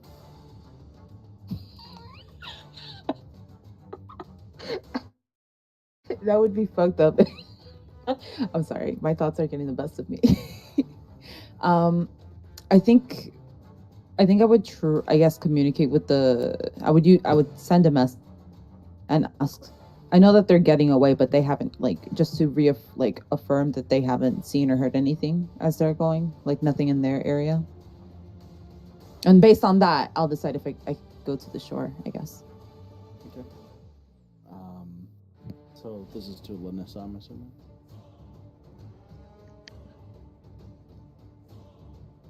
The message is going to Lanissa, I'm assuming? Or are you, like, braceleting to Durand and Nevergiana? Oh, I didn't even... Yeah, that's a good... I'm here to help. Mm-hmm. Damn. No, I'll use the bracelet. Okay.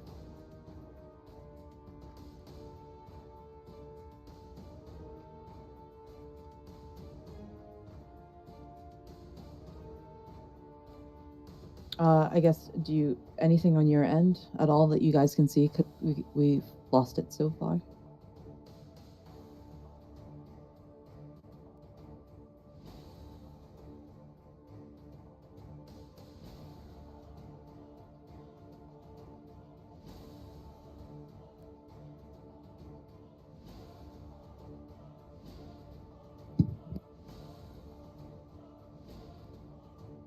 So that would be directed towards you guys. Around and around.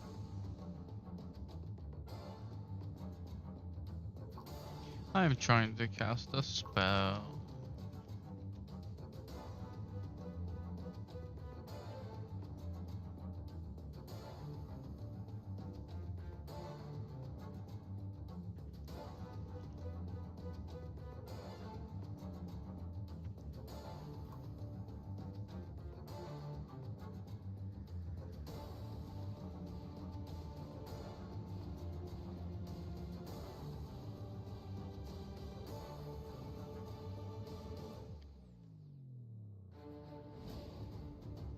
Neri, you there? Yeah, I was just wondering if Dron was going to say something else too. Durand is trying to cast a spell. Yeah. He's probably not paying attention to anything else other than that. So how can I get to the shore? I probably don't if I fly.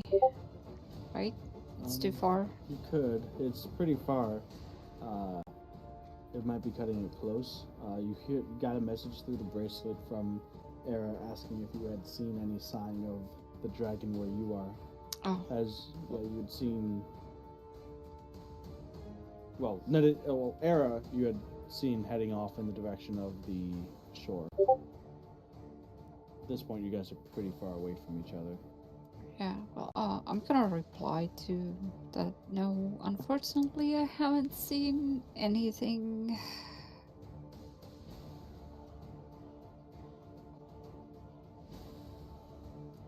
But, so I can't reach the shore if I fly.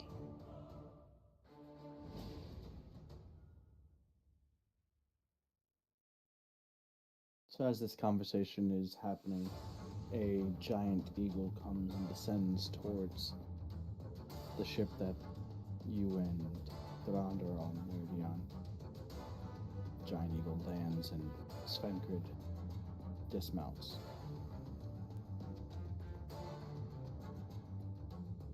So, Era, Elevorn, you get the reply as you are there on the back of the giant eagle that is hovering just above the water surface, that they haven't seen anything around where they are, but at this point, the Draconians are actually closer to where the dragon had entered into the water than where the ship that Neri and Thraund are on are. The smoke and the acidic mist that had been left by the dragon's breath have pretty much all cleared away at this point. So it's getting even more difficult to pinpoint the location that the dragons had made their first attack now than it had been before, as that was really the only marker that you had to go by.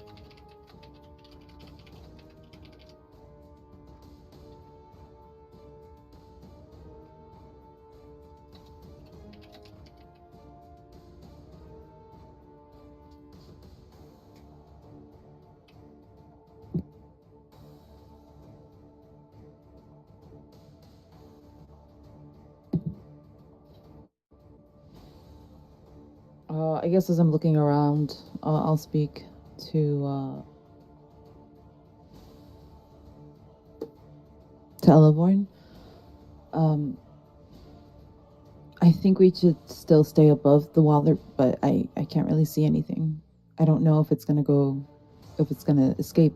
Like, did we even damage it at all? I know we did something, but would it run? Well, I mean, if it was... did you... I don't know why it went in the water. But it has to breathe sometime, right? So, maybe we'd see it surface, or, even if it didn't come all the way up out of the water, we'd see, where it's maybe poked out of the water? I don't know. It's pretty dark, and it's... Well, how long it's a would dark we color. be able to hold their breath then?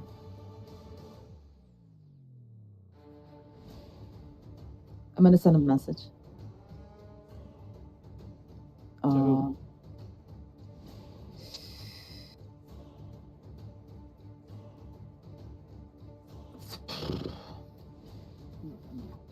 Trying to Wikipedia something right now? Yeah. Can we make a habit of asking for dragon facts in the middle of the night? I was actually in the middle of a fight with a dragon. We're just asking for dragon facts. Actually. Would you like to phone a friend? Who are you phoning? I was actually, Sister. So I'm thinking, yeah, my sister. Sister, do dragons breathe underwater? Sister? I have a request. Is that who you're sending a message to your sister? Yes, okay. I am. Well, I don't mean to disrupt whatever you're doing at this time. But I know you know quite a bit about dragons. Black dragons, how long can they hold their breath underwater by any chance? Okay. You know what? You do it. I want you to roll a d20 for me. Roll for sister weakness. 16. 16? No, you're actually rolling for her check on this matter. The response.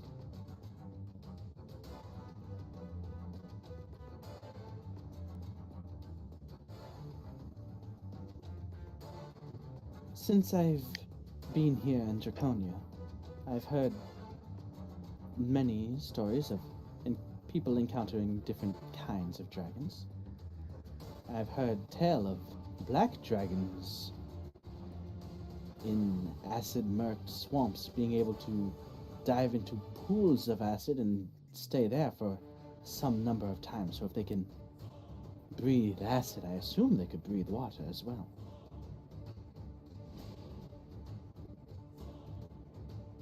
That would be terrible, I say out loud. What? What's happening? She says that it can stay in its own acid, so then most likely it could also breathe underwater. At least that's what I'll send her a message later. And I'm gonna, I guess, send a message to Lanissa now. Mm-hmm. And just, I guess, relay the information. Alright, so just saying, beware. What information are you relaying? Oh, that it most likely can breathe underwater. Okay. And in its own acid, I guess. Alright.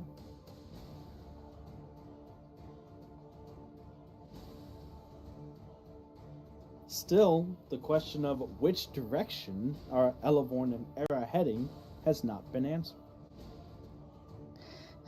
Oh, I'm still, so as I'm doing this, I'm still like looking in the water because I haven't flown because I don't know what direction to go to.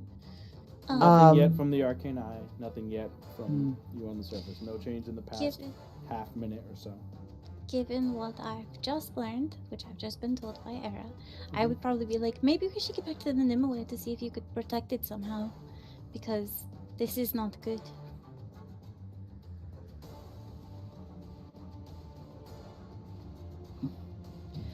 Okay, if you feel that's best, then let's go back.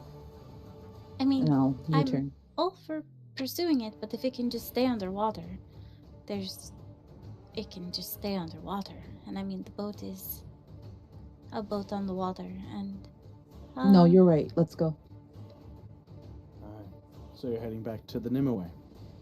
Yes. As you do that, I will say at this point now, Netadian and those with fly on you, you have about 3-4 maybe minutes left of fly. Durand, you are about halfway into your cast. Is that okay? Are we okay with this timeline?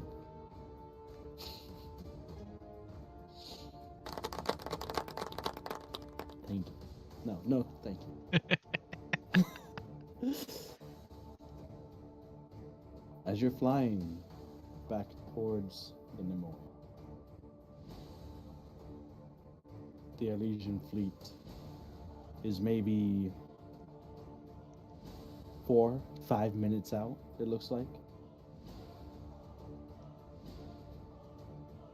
The Nimue is perhaps 800 to 1,000 feet away from the Draconian ship. The Draconian ship is approaching the area that initial skirmish had taken place in, and has slowly begun to change its heading and course to face the Nimue and head in that direction as well.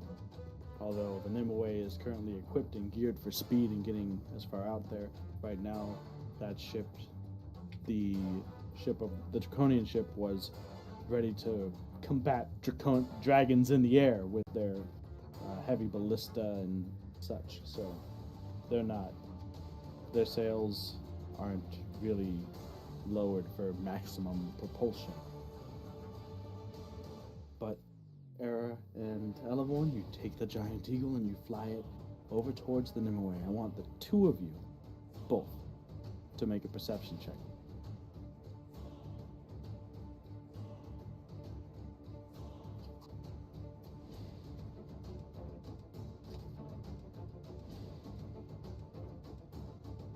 Damn, that sucks. I rolled shitty. Oh no. I rolled a 4. Oh no. Stop pretending to be Neridion. Yeah. Open your eyes.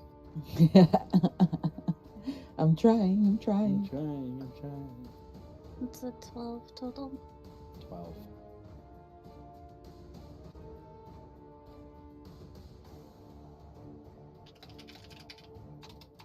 Both of you focused on getting to the Nimue, the Falcon, conveying this information and trying to maybe find a way to protect the ship and the crew from the potential of an aquatic dragon attack. You don't see any movement, any sign of anything below.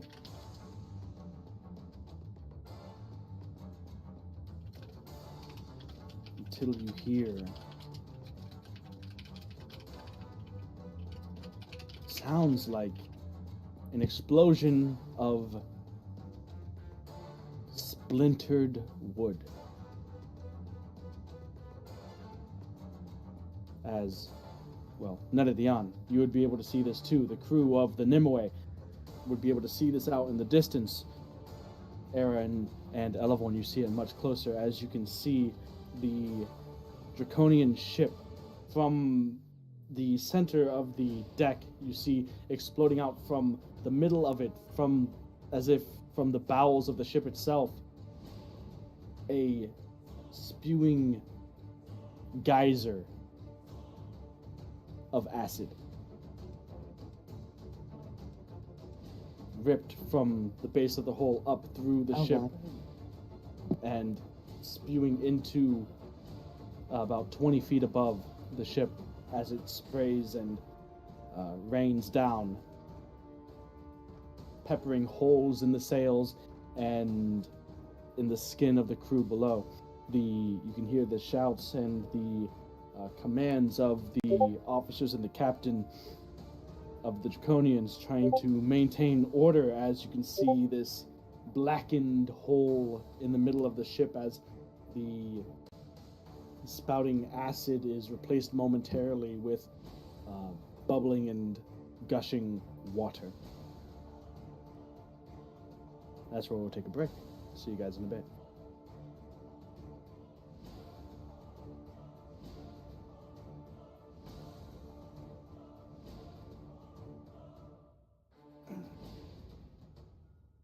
Jeez. So much work.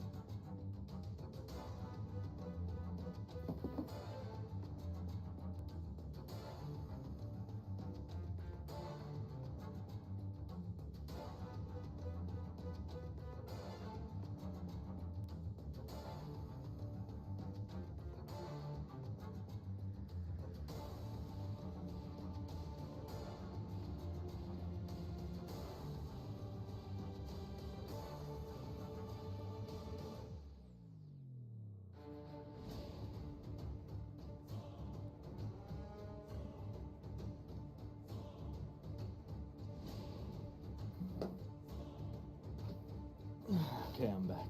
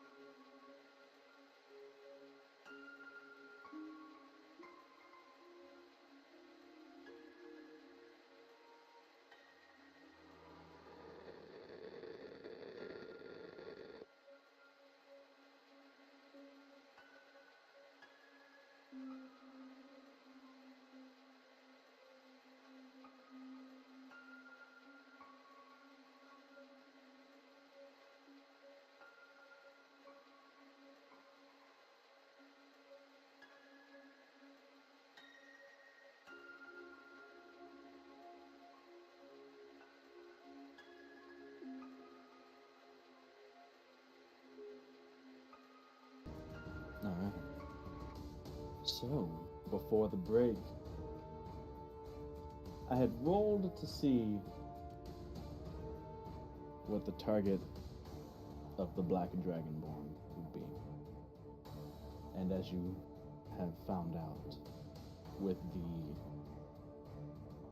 attack on the Draconian ship from below, its breath weapon piercing through the bottom of the hull all the way up through the deck of the ship, leading to this geyser, this torrent of acid spewed from below, breaking through the ship and raining down around the crew and the ship of the Drillheim soldiers and sailors.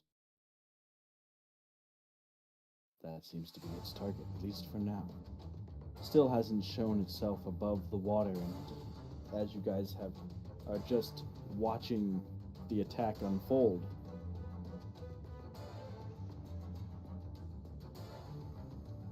as the chaos begins to brew, as water begins to pour upward from the now breach in the hull of the ship, of the Draconian battleship. Elevorn Era, from your vantage point above, you can see the dark water. You can see traces of dark Icarus blood making its way to the surface, the signs of the wounded dragon that had just attacked the Draconian ship.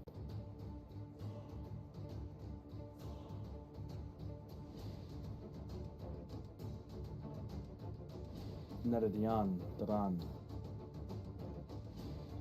you get word of this by the lookout in the crow's nest shouting down to the captain, announcing what he is seeing through his spyglass.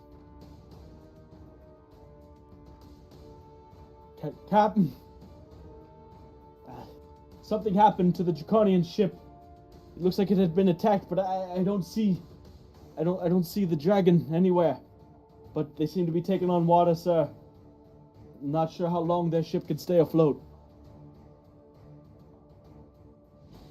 Dadan, from your point, you're maybe 5-6 minutes into your recasting of Gildy. Still have about 4 to 5 minutes left on it.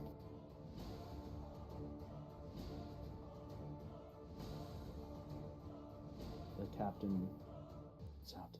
Damn it. Well, if this thing can attack from below the waves, we need to make sure that we are not susceptible to the same kind of strike. Linissa! And she responds before you can give the order. Yes, Captain, we are on it. We need but a moment more.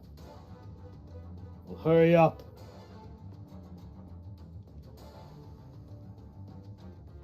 What are you guys doing?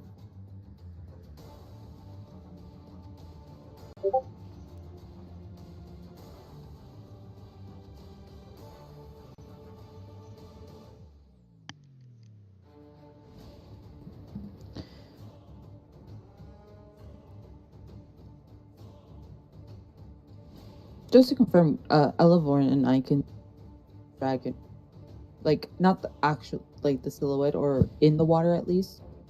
You do not see the dragon. Oh no. You obviously know it was at least somewhere around,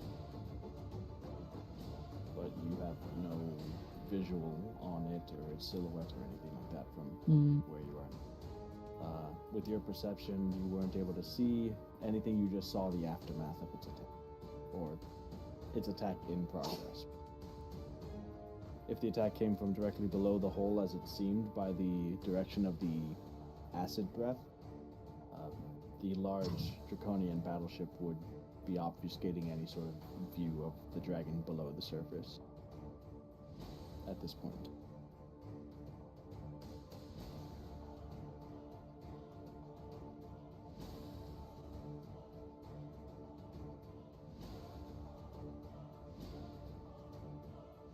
Deland, are you continuing to attempt to cast Gildy?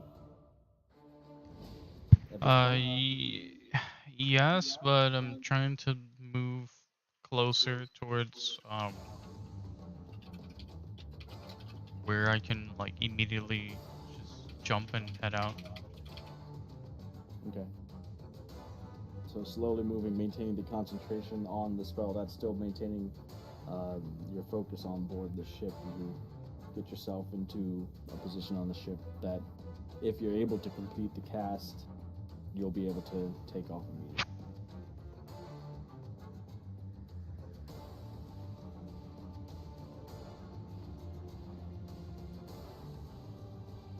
On board the Draconian battleship, you can see immediately Dragonborn on the Dragonborn on the deck that you can see. Those that, some of them have been close to the center of the blast and appear wounded, laid out on the deck. Dragonborn dragging them away from the immediate affected area as the hole created by the acid breath and the acid around it continues to eat away from the ship from the middle outward. Some Dragonborn are being dragged off and tended to. Others are immediately heading towards where smaller craft are hitched up with ropes along the side of the boat. Lifeboats, smaller rowboats perhaps, being ready to be lowered.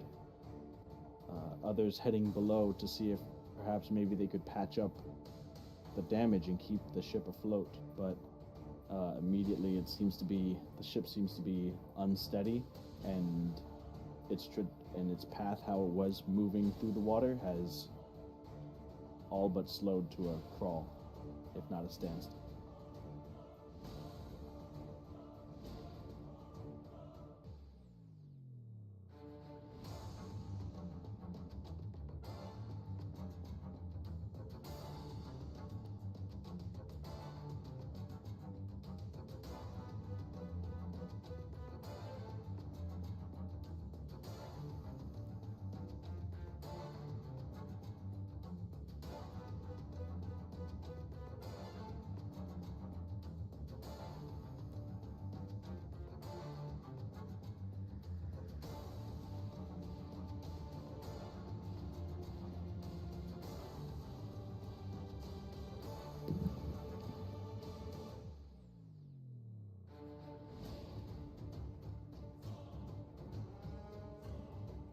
Could I ask a... You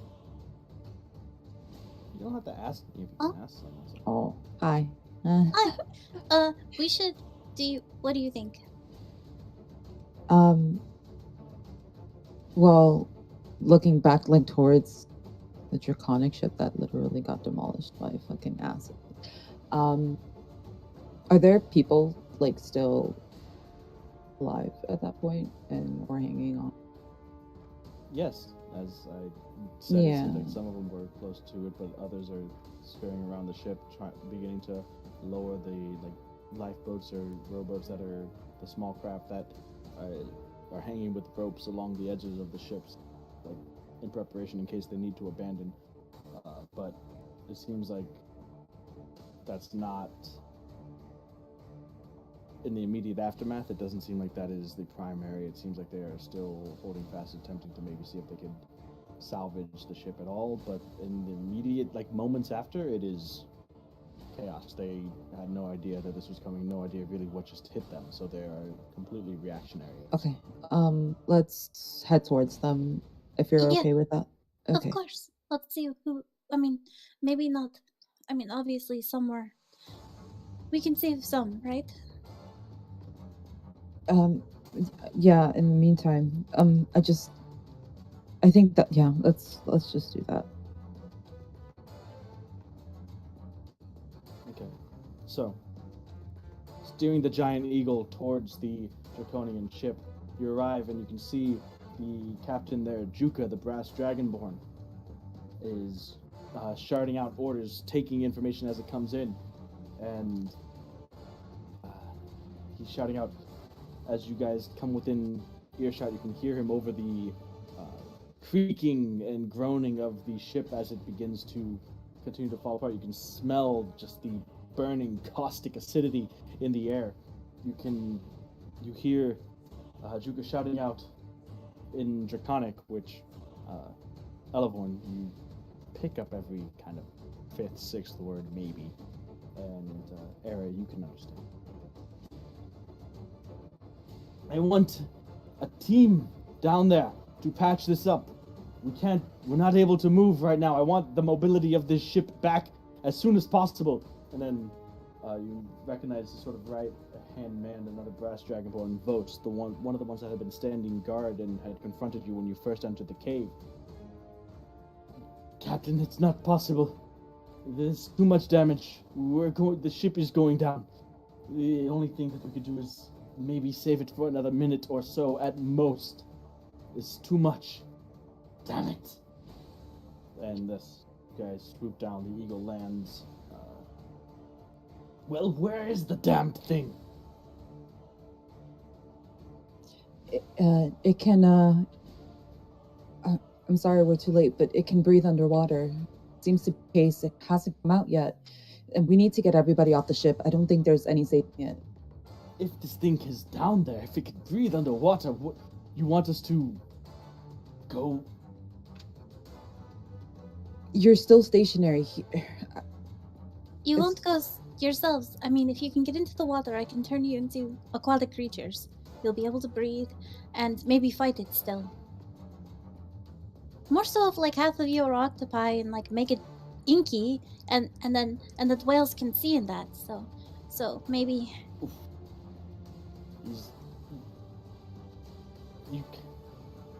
you might not realize the absurdity of your proposition. Yeah, I know. It's fine. This just I'm still out of shouting nowhere. this. Yes. Okay, got it. Listen, Just so it'll you can understand his reaction. it'll make sense once you do what she says. I trust her. Make a persuasion check with that persuasive persuasion of yours. Trust her? Question mark? I trust her.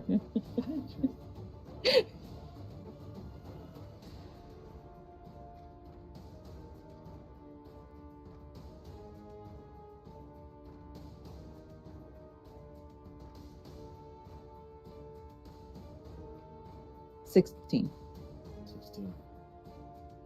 He's looking around. He can see the wounded dragonborn that were close to the blast of the breath coming through the ship itself. You can see the water beginning to bubble up and come and wash across even the upper deck now. You can feel the instability of the ship as the two of you land on it. And you can even feel it beginning to list and turn and in the beginning stages of capsizing. We're dead in the water here anyway. If we just abandoned ship, we wouldn't be in much better a position. You say there's a way out, or even a way that we can fight back against this bastard and make it bleed. So be it. Everyone, into the water! Abandon ship! And bells begin to ring out as the crew makes its way towards the port and starboard sides of the ship. Boats lowered, the ropes cut, free falling into the water, splashing. Some individuals, either from fear, panic, or the feeling of the burning acid on their skin, don't even wait for the boats and leap over the sides. The captain, Juka, do what you need to do. I have to make sure that everyone is off. I'm going to make a sweep of the below decks and I'll be right there. And he leaves his post behind the ship and begins to run down without really waiting for your response.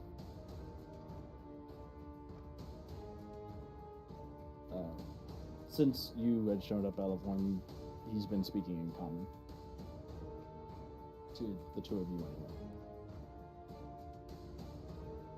And Juka heads below decks, presumably to see if the damage might have trapped or injured anyone that he could possibly save. The other metallic dragonborn of Drillheim, abandoning their ship before it was able to strike out against the enemies, the dragons that have destroyed their city, splashing one by one into the water by the dozens.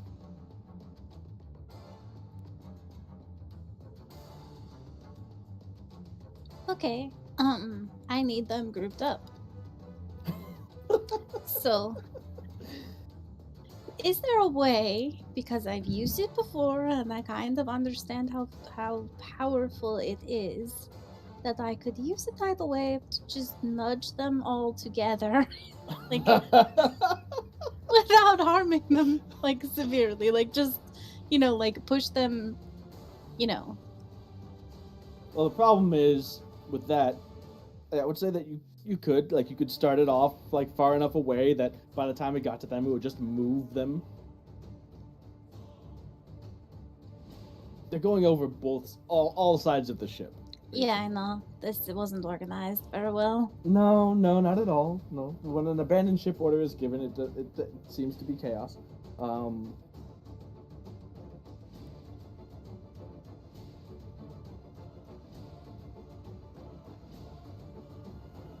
I'd say it would take some time. You could. Wait, I can control water. Yeah, it would take some time, but you could control water, and you could still fly. So you could control water and like kind of wade them together if you want. This is messed up.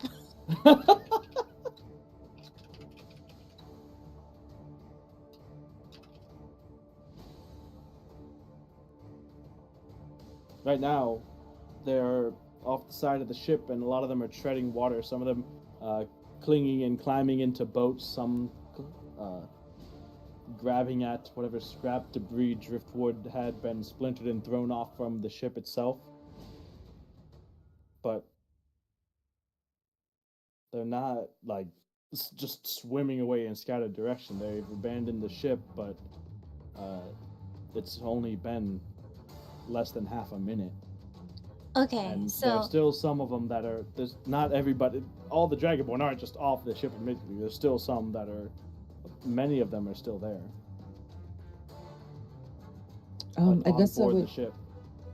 I guess I can try to shout in Draconic, like using thaumaturgy to kind of like boom my voice, and then just tell people to abandon the ship if possible, and that the dragon, yeah.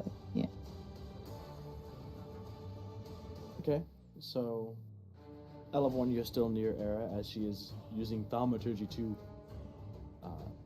enhance the volume of her voice and shouting out at them to abandon the ship. Could you tell them to get close together? Yeah, that too. I mean, I don't know what you're saying. I think you said something, maybe a ship? Yeah. I don't know. Yeah. I'll say. Okay. So you shout on Dracon to abandon ship and to stay close together. And as it is the only thing that a lot of these in here you can see in the moments that they are heeding your word, but it's like slowly they're like kind of coming together in groups of like there's like 3 or 4 different groupings of Dragonborn now that are kind of abandoning the ship out in the water and coming closer together. Okay, what's the biggest looking one? That would be one directly off of to the starboard side of the ship. Okay, that's the group that wins the lottery here, because I can't. Like, waiting doesn't seem like that would be good. Okay. So, and also, how many are in the group? It's like a decent. In this group right now, let's see. I'd say the biggest group has about 14.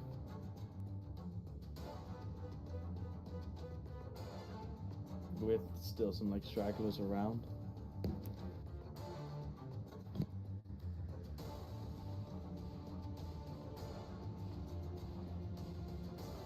Maybe about 40 feet away from a group of like 11 or 12. Okay, well, we're gonna use control water then and try to get push them together. Okay. Do you control water? It controls water. Oh, thank you. Redirect flow. Move it in a direction of your choice.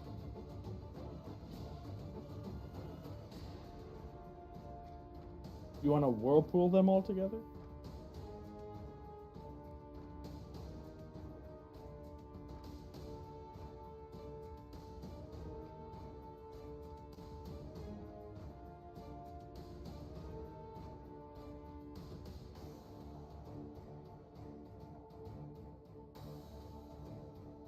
If I don't know.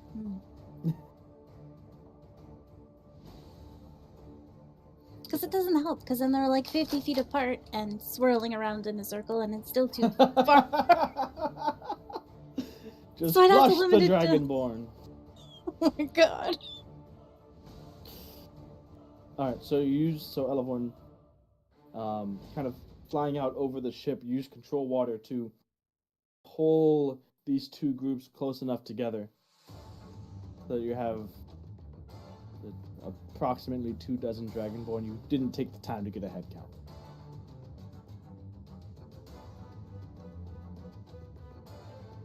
Okay, so then, like, if I'm close enough to them, I'll kind of shout out and be like, anyone who's an octopus can try to save others, head for shore. You can carry people. And whales can attack, or you can also carry people too. But remember who your friends are, okay? I mean, I'm sure you will, but just, yeah. Okay, so you say all of that. Era, you're close enough to hear the Dragonborn. Both of you are close enough to see the confusion on their faces. Era, you're close enough to hear one of them shout out in Draconic. Is it just me, or is my common very bad? What did she just say?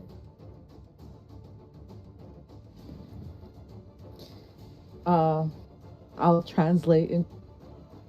No, they understood her just fine. I'm saying it anyways. Like, I'll say it again. I'll reinforce what Elevorn. I know it doesn't make sense. I got it. It does. Just saying it is okay. Got it.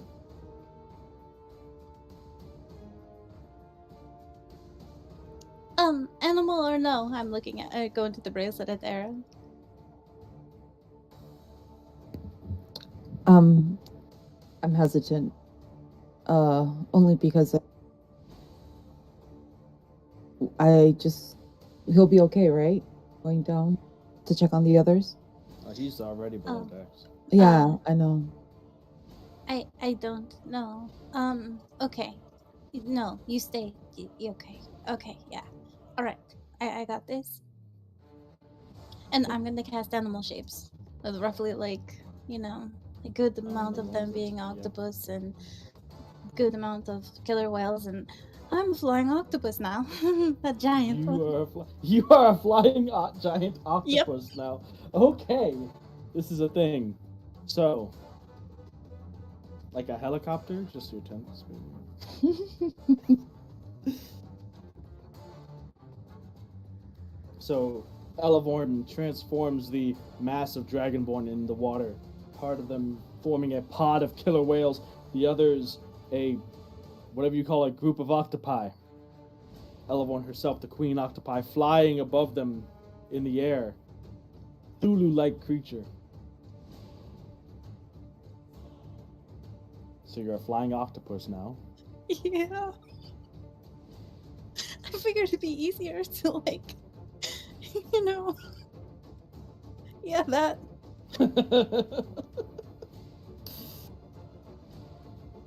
Alright.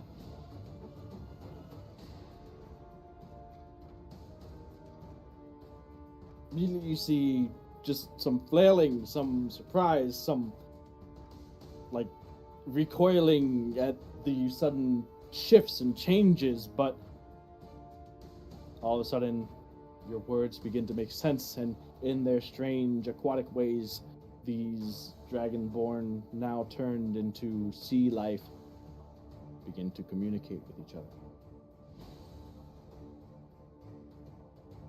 You can see a few of the octopi dive beneath the water and seeming like beneath the ship, and spreading out towards other survivors who had abandoned ship, as per the two of your instructions.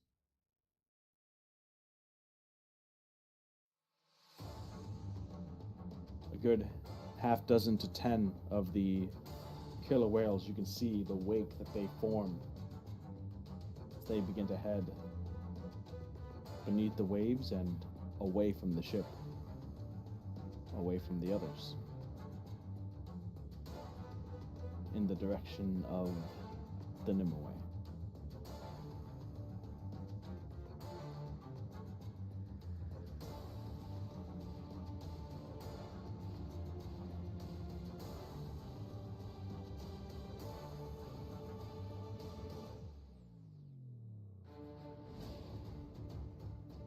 Okay. They're doing that then, and I'm staying because Era is still on the boat. That's thinking. Okay. What are you doing, Yara? I was gonna go below deck and help. And I just want to make sure that. Alright, so you begin to head below decks and you can hear the shouting of Juka directing people, "No, forget it! Get out of here!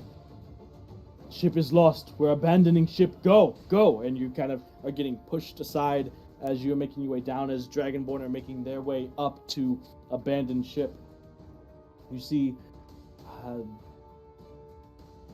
a few Dragonborn that seem to lay either unconscious or dead near where the lowest part of the ship is now nearly half full of water, to the point where you get maybe halfway down the stairs and you can see bobbing, floating crates of cargo and large pieces of ammunition for the javelins for the ballista that never got used.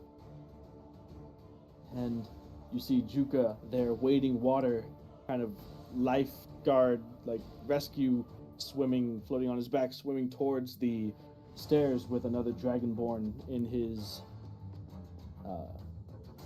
his arm wrapped around the torso of another Dragonborn who's shouting out at him to just leave him. You see other corpses of Dragonborns floating, bobbing face down in the water. You notice a trail of blood coming from the Dragonborn that Juka's holding on to as he hisses at him to be quiet. And you notice that this Dragonborn is seems like he was pretty close to the point of attack of the dragon, as both of his legs from the knees down are mangled messes and seem to have been dissolved by acid. Oh shit. I'm gonna summon Bigsby Hand. Okay. I guess I'm just going to assist with getting whoever I can out, including Juka. Okay. So then just kind of whatever he's saying, I'm also saying out loud in Draconic thaumaturgy so that others can continue hearing whoever can. And he sees that. He looks towards right now. You can see where the water is coming out through the giant hole in the ship. You can see where it goes through the couple tiers of decks above, and you can see the sky and the open air above, as you can see how the dragon's acid breath had eaten its way and shot through the ship. And Juka looks at the large purplish hand that you have just conjured. Arcane Eye gone, by the way, no big deal. And looks out. It's like, you think you could get them out through there? It would be quicker than going through the ship itself.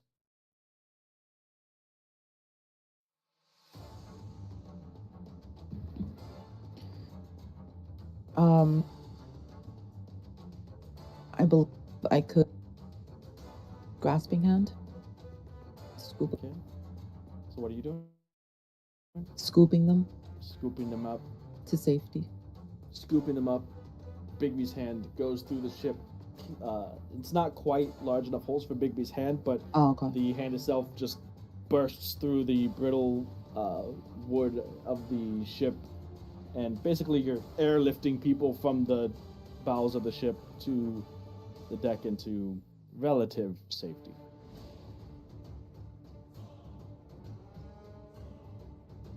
Juka dives beneath the water and is just searching for other people, and it's apparent like that he's just frantically looking for people to save. You are well aware of the ship now filling up with water, and you are aware that time is running out. Juka, however, seems massively preoccupied with saving as many people as possible, and you're not sure if or when he's going to stop. I was keeping an eye on Era, so if I see this, could I... You don't. They're in the belly of the ship right now. You see Bigby's hand coming out, yeah, and depositing people. Yes, that's what I'm asking. If I can, okay, react to that. Bigby's hand coming up, and you see some people hobbling, making their way over the ship, and as they roll and tumble off into the water, other dragonborn or octopi scoop them up, place them on the ships. You see some that have been scooped out and deposited by Bigby's hand that are unmoving, so either unconscious or worse. You see others that are conscious but unable to move, as in the one that Juka had been trying to save, the dragonborn, silver dragonborn with his legs having been dissolved. Well, as a flying octopus, I could probably be depositing people into boats. You could, yes. If I could start doing that, I would like to. Alright, as a flying giant octopus, you go over and there's some struggle, panic. You are a flying giant octopus that is coming at them. It's like, I am here to help you. Scooping at them. But you are I strong pet enough them to... with this spare tentacle. No, just petting their... No, just gently, Suction cup side or no? No, not the... Why do you make everything so weird? It's like friend, I make everything so weird. I'm a flying giant octopus. Why do you make everything so weird? Alright, so... roll for comfort.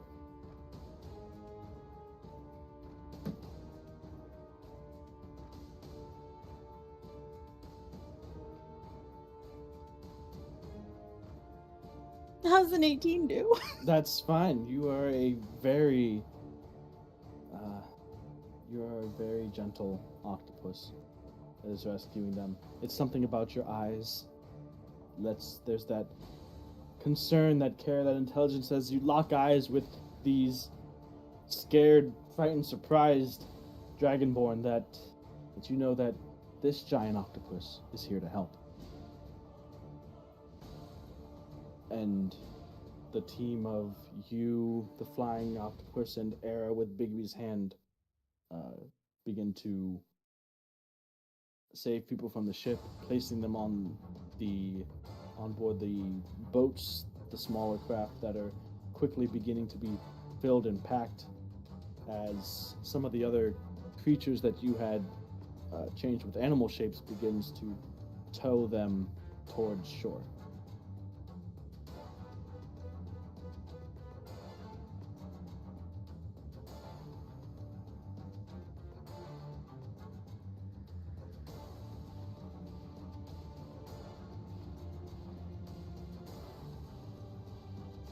Era, you're doing this, and at this point, the water has come up to your neck and is still rising. At this point, you are maybe 2-3 feet below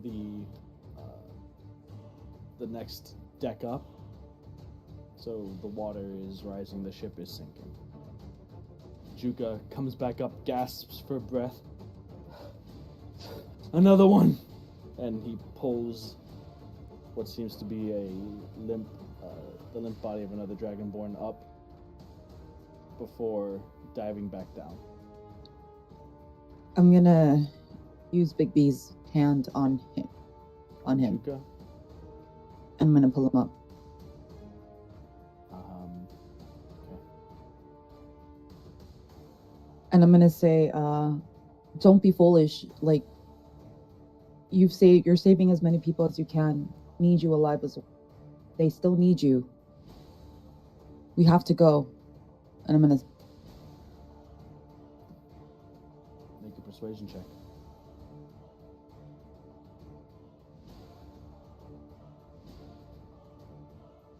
19. 19.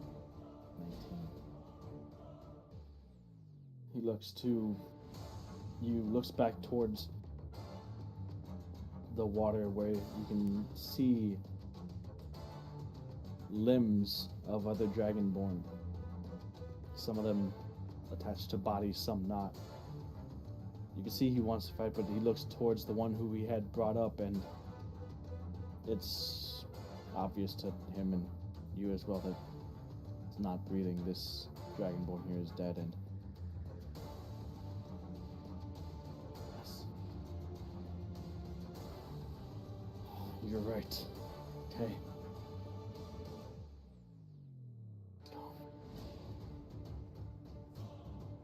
And even though he agrees, you can tell by his voice, and even while you and him are lifted via Bigby's hand,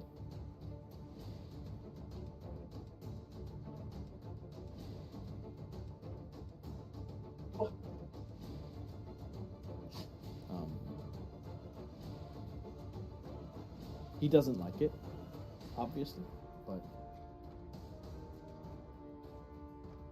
you lift yourself and Juka to the deck of the ship with Bigby's hand. The ship that you now see is at like a 20-degree angle and is beginning to sink and descend into the water.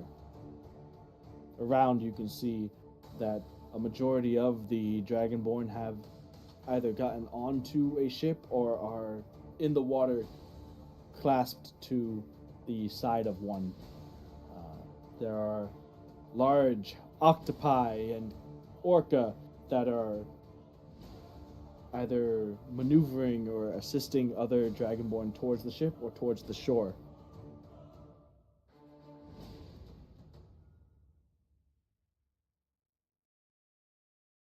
Elavorn, the flying octopus. And in the distance, you can see fins emerging from the surface of the water, about half a dozen of them in tandem, making their way away from the Dragonborn ship and towards the Nimue, at this point maybe 150 feet away.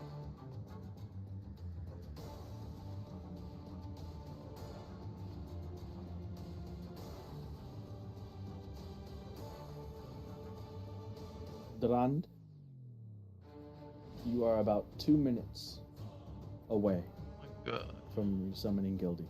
If I speak faster, would it work faster? Nope. Speaking of which, haste is probably gone. As definitely. Anything else that you have that lasted a minute or so. So that's probably everything that you had that's gone. Yeah.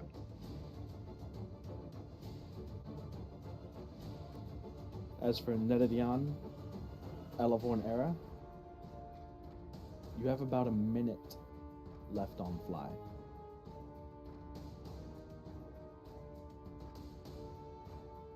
And it's at that point that Durand, Nedadian, you hear from the crow's nest, the lookout, shout down towards the captain. Captain, we've got something coming at us quick from the direction of that draconian ship. Well, what is it? Looks like sharks, some sort of marine life of some kind. It's heading directly towards us, though.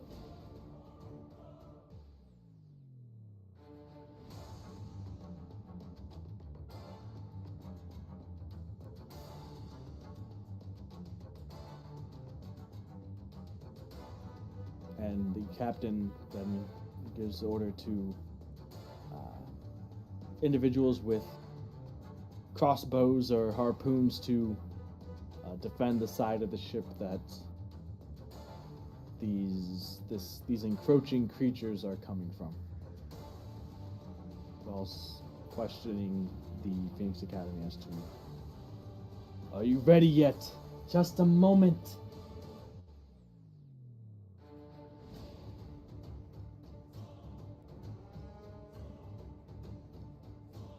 Nerdian, Dran?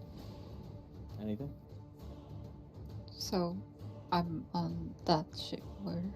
Yes.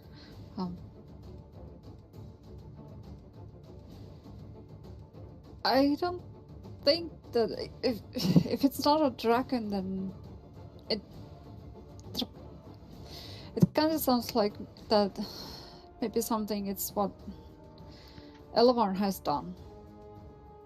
So be careful, don't just start randomly shooting them. Then I look to the captain. Captain, you can talk with Elevon then. Get an answer for us, quickly. See if she knows anything about this. Okay, I'll use the bracelet. Elevon, did you get some sort of animal spell or something? Because there's a lot of weird marine life coming towards us,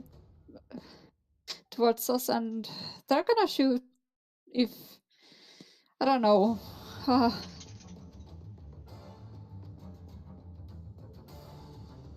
So obviously Elevon cannot respond, however, Era could.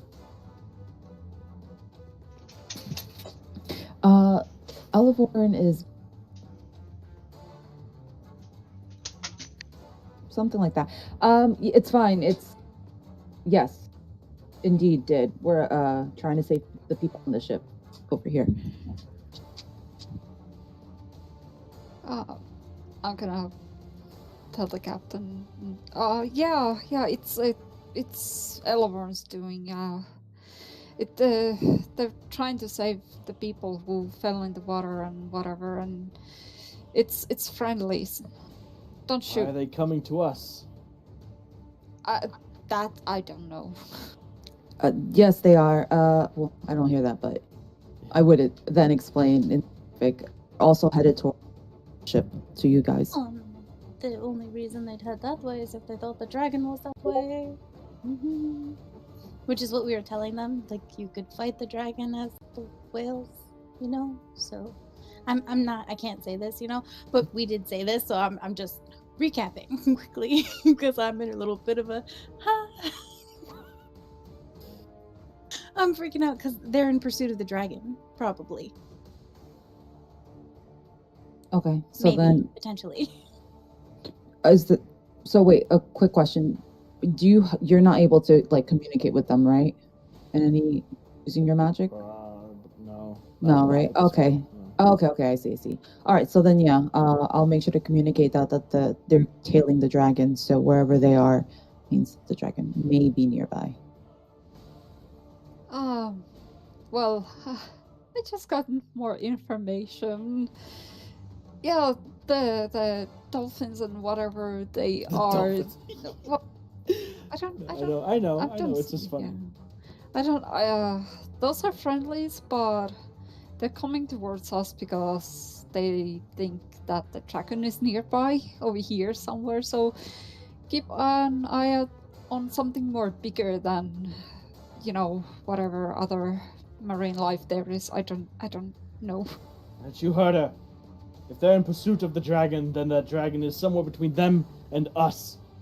Your eye out. Shoot as soon as you see anything. And Lanissa, get us out of here! Dran, what are you doing?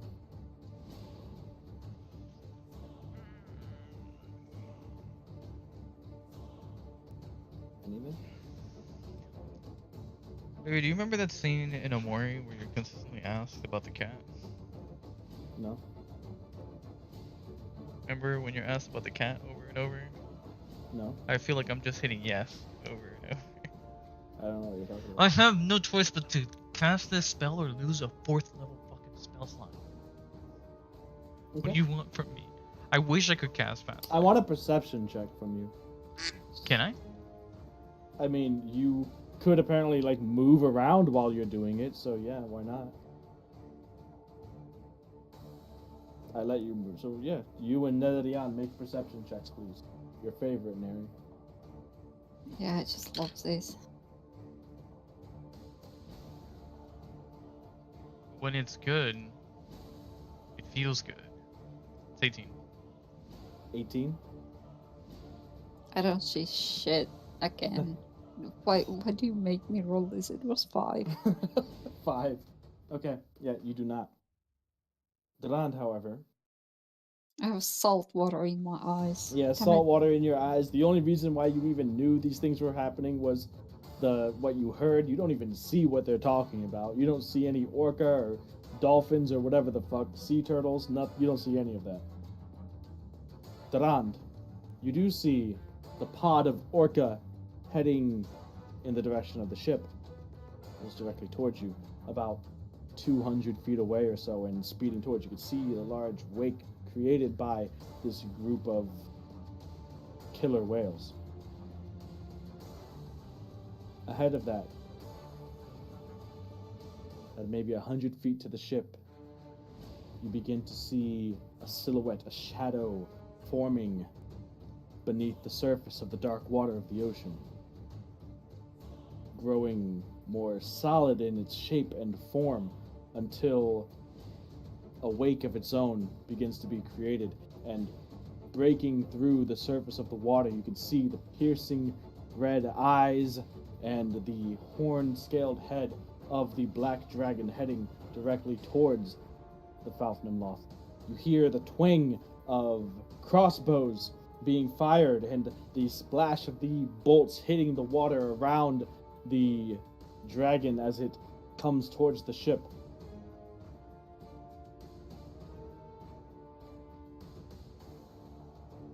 The dragon's mouth reaches the surface of the water as there is a jolt and a rocking of the Nimue. This caustic stench begins to fill the air from that direction as you see the energy of the acid breath beginning to well in the throat of the black dragon. You hear the roar, you feel the lurch of the ship as the dragon spews a line of deep green acidic mist towards the Falfnimloth, or at least where the Falfnimloth was. As with a lurch and a kick that nearly takes you, Nedadian, and a few other members of the crew off their feet, all of a sudden you no longer feel the turbulent waves beneath your feet. You no longer feel the gentle rocking of the ship, no longer feel any of that as the Falfnimloth takes to the skies. The Phoenix Academy, using a joint fly spell to lift the ship out of the water and into the air. The breath weapon of the dragon scraping just barely underneath, not enough to damage, enough to wither away some of the roots and branches of the exterior hull of the Falfnimloth, but not enough to cause any structural damage. As the ship itself begins to climb higher into the sky, away from the black dragon that you can see dives back down beneath the waves. You can see the pod of killer whales also diving beneath in pursuit.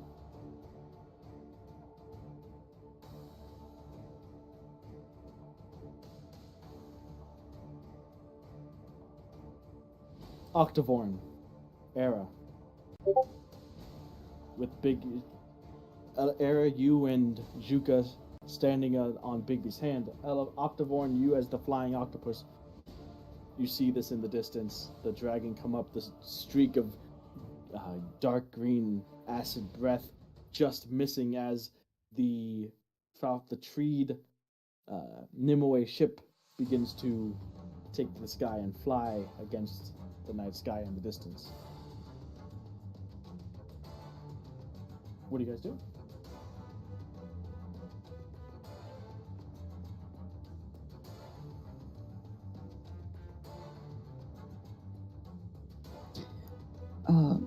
It would be too dangerous to take Juka with us, so I would ask, would you be able to paddle to shore? Like, how far would we be? You guys are really far from shore. It took them all this time just to get out. Yeah, okay. But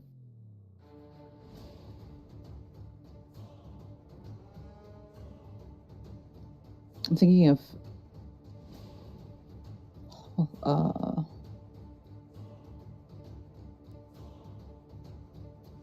polymorphing probably into something like fire, but don't know. You know what? Give me like a few seconds because I really need to think this through. all right, you have Bigby's hand. Bigby's hand can fly. Right? I don't know how fast it can move though. I don't think it can move fast enough.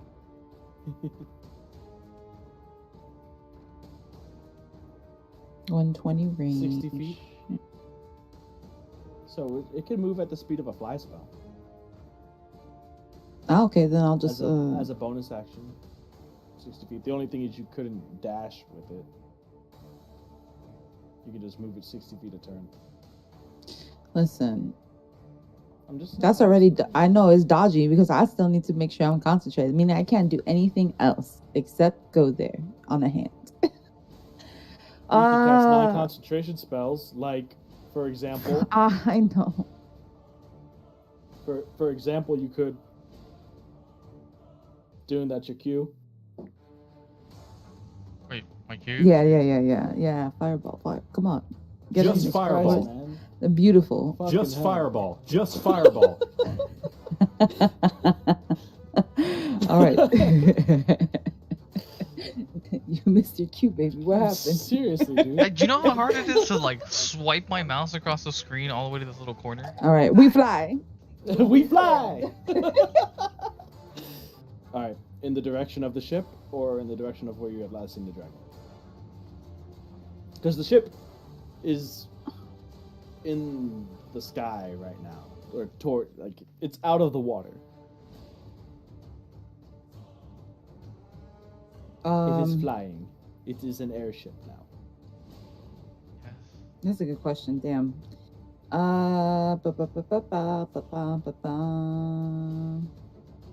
You know what? I think the ship sounds perfect. Take me to the flying ship. So, I'll leave Juka there. crouch down on. Wait, what about Juka? I'll leave him on the ship. Oh, you're leaving him on? Okay, so you're bringing him. So you and Juka aboard Bigby's hand, flying out towards the Nimue. And I'll instruct them to keep looking down at the same time. Thank you. Alright, so you guys each grasping onto a finger, kneeling down, looking down at the. You looking down towards where you had seen the dragon below, again now disappearing into the water. Juka looking from there and then back towards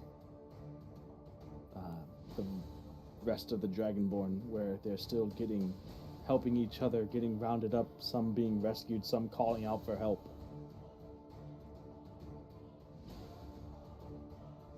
Elevorn?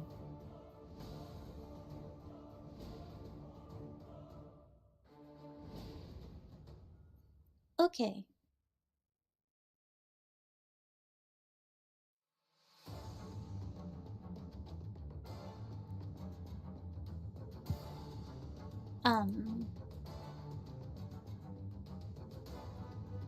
I've been thinking, what's a better animal? Like, what could carry more people or something, or actually act as a boat itself somehow, So I think maybe if there are, like, any octopi who are, like, towing boats, or if they're, like, depending on how they're being towed, maybe. I'm trying to figure that out. Potentially changing what animals people are. Like, you are all blue whales. Yeah, I was thinking kind of something bigger, but also has to be pretty quick, and I don't know the stats of a blue whale or like other challenge rating or anything if it abides by the spell. So,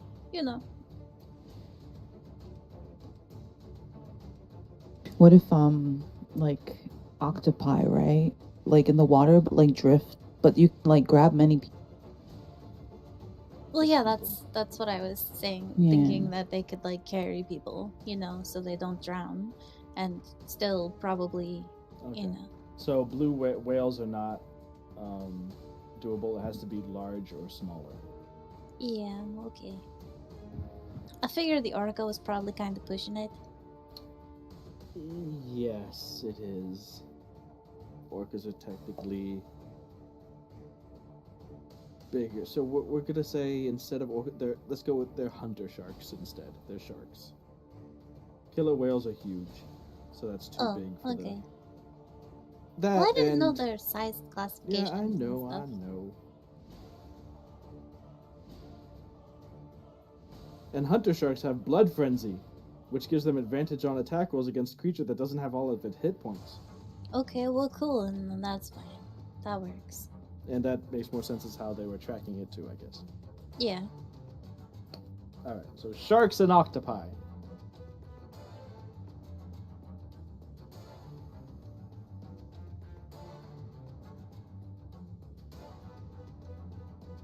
Alright, so what are you thinking?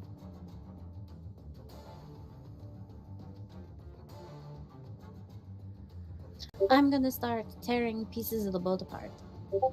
Okay, as an octopus? Yeah, I can't change back. Oh, you can't change yourself? No. I thought you could with animal shapes. No. I can change into a different kind of animal, like I become a giant gorilla or something maybe, but not the giant obviously, but the big one, and just start like any loose boards, like anything that could be like floatable stuff. So wait, why didn't you say that you could change? I mean, I can't be just a Livorn again because I'd have to drop the spell. Yeah. So yeah, I can change anybody or nobody, but I just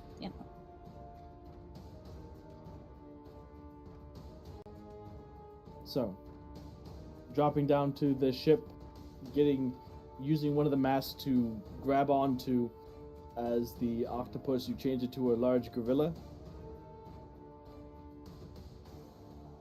Yeah, something. I just want to start finding like barrels, anything to be chucking overboard so like people can hang on to that aren't animals.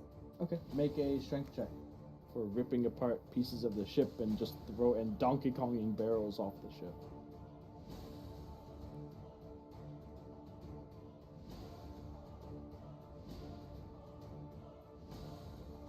I guess I should look up what a big monkey, what a big old ape's strength is, huh?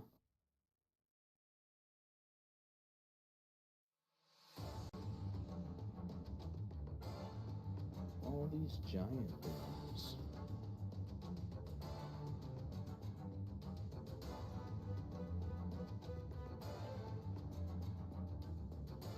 Let's say plus 5. Well, I rolled a 16, so 21. Yeah, you're just in an adrenaline-fueled frenzy of trying to destroy the ship to save people as best you can. Right now you are on the ship as it's sinking. Just maybe the top third of the ship is still above water, with some barrels that are beginning to bob and like float around the ship that you're chucking out to other people. Around you there's like obviously planks that you could rip up and toss out, maybe climb up and like break off smaller pieces of the mast, the thinner bits of the mast that you could do that. There's near the front of the ship, there's the one large ballista that the only one remaining weapon that's not beneath the waves that you could repurpose should you want to.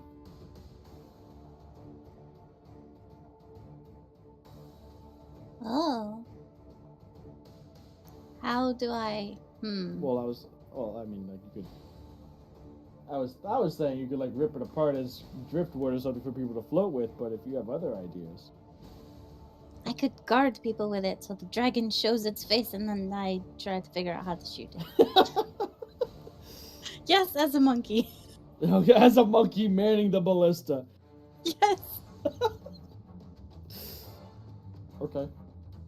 So, keeping that in mind, you continue with your plan. Unfortunately, the foldable boat, I didn't give it to Era. I meant to. I forgot. Oh no. Alright. So, Neredian Durand, you are the ship comes up and begins to level out at maybe 80-90 feet above the water, gliding through the air. If it wasn't in such a tense, stressful circumstance, it's actually a smooth, calming, kind of peaceful ride through the chill, crisp night air. However, you are in the middle of a fight with a dragon. Many people have died. So,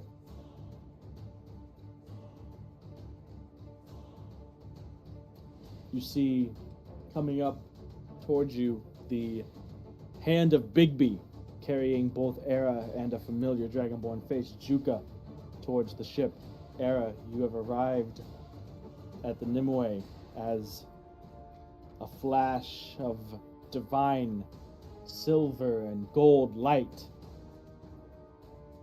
off the side of the ship, flying alongside the Nimue as you finish the spell. Duran, Gildy. It's back. My god. Finally.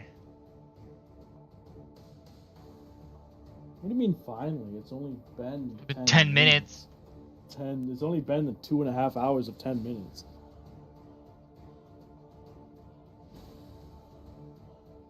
Alright. So, Gildy's back. Durand, you are on board a flying ship, as are you, Neredian. What are you guys doing? The dragon has not re-emerged as of yet.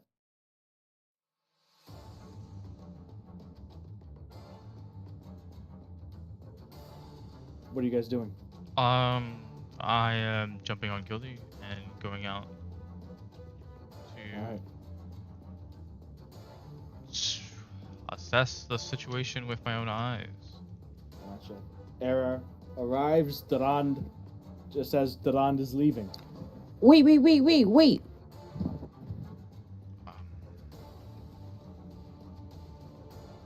So Gildy's flying alongside the ship now with Durand on, mounted up on Gildy. Era, Yeah. you are... What's going on? You're basically standing right next to each other, but you're on the ship, he's on Gildy. Would you be able to take me with you? Or would that be too heavy? I don't think you want to. Well, I'm planning to go down anyways. I could waste a spell. Or I could stay here. Well, not here, but... Well... do I see Lanissa anywhere? Yeah, she's on the deck of a ship. Oh, yeah, she's concentrating. Never mind. Yeah, I'm gonna leave them alone. Her and the others. So they've the got captain- this. Captain shouts over to you, Durand. If you're heading there, we will follow. You can see Nimue in her wooden elven form gliding across the deck. Just...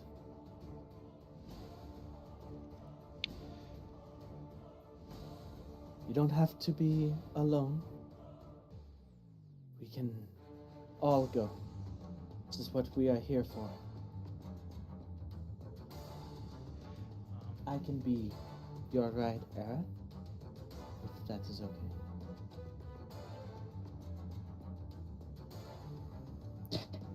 Sounds good to me. Okay. I'll just get a quick look around. I guess just don't be too far. Well, that's what the bracelets are for. Don't get acidified. I'm not planning on it again.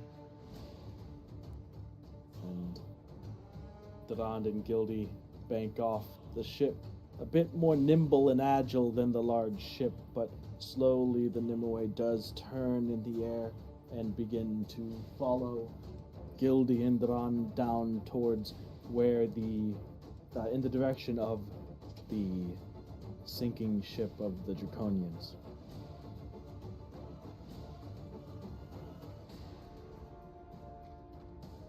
Dran, you're heading down. Make a perception check. I assume you're looking for the dragon, right? Yeah, primarily. I'm also, I heard it, but I would like to see with my own eyes what has happened. Unnatural 20. Unnatural 20. As you fly down, how close are you getting to the water? The closer you get, the more you might be able to see, but also the more potential danger you might be in. Well, the danger is probably intended. However close I need to be to see better, I suppose. Not. All right, so I'm not trying to touch the water, but pretty low. okay, so pretty low. So not quite the visual of Gildy's claws skimming across the water. You can give yourself that for a second if you want. It's nice. I like that thought. But you get down close, and as you're heading back towards the Draconians, you can see a natural 20, you said? Yeah. Okay. You see a corpse floating in the water, a dragonborn, far away. And you can see it looks like it has a massive bite taken out of the torso area. Like this, there's no helping this individual as innards and blood is spilling out in a pool around him.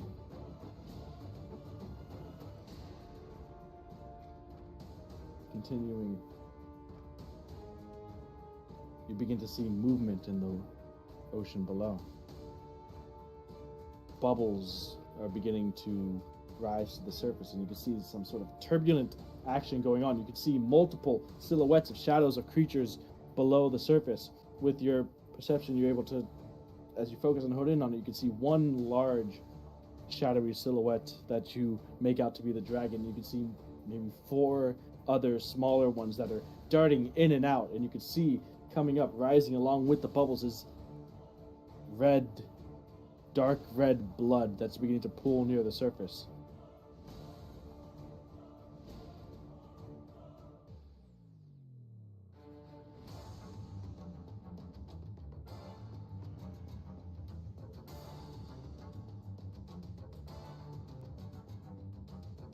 Night of the On era, you are coming maybe 90, 100 feet above and behind Dadan. As Dadan's getting lower, you guys are staying a bit higher, as getting that close to the water on a flying ship is a little bit dangerous, so you're keeping a healthy distance above the waterline.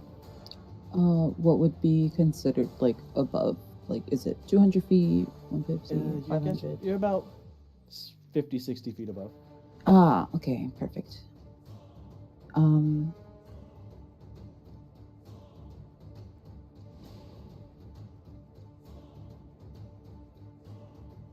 I guess maybe I should go to like a good high point of the ship itself to get like a better view for my pew.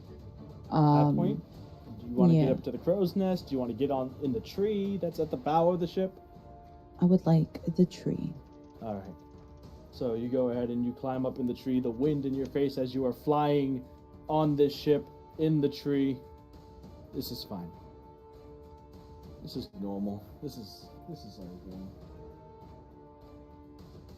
Flying trees and ships and whatever. Cool.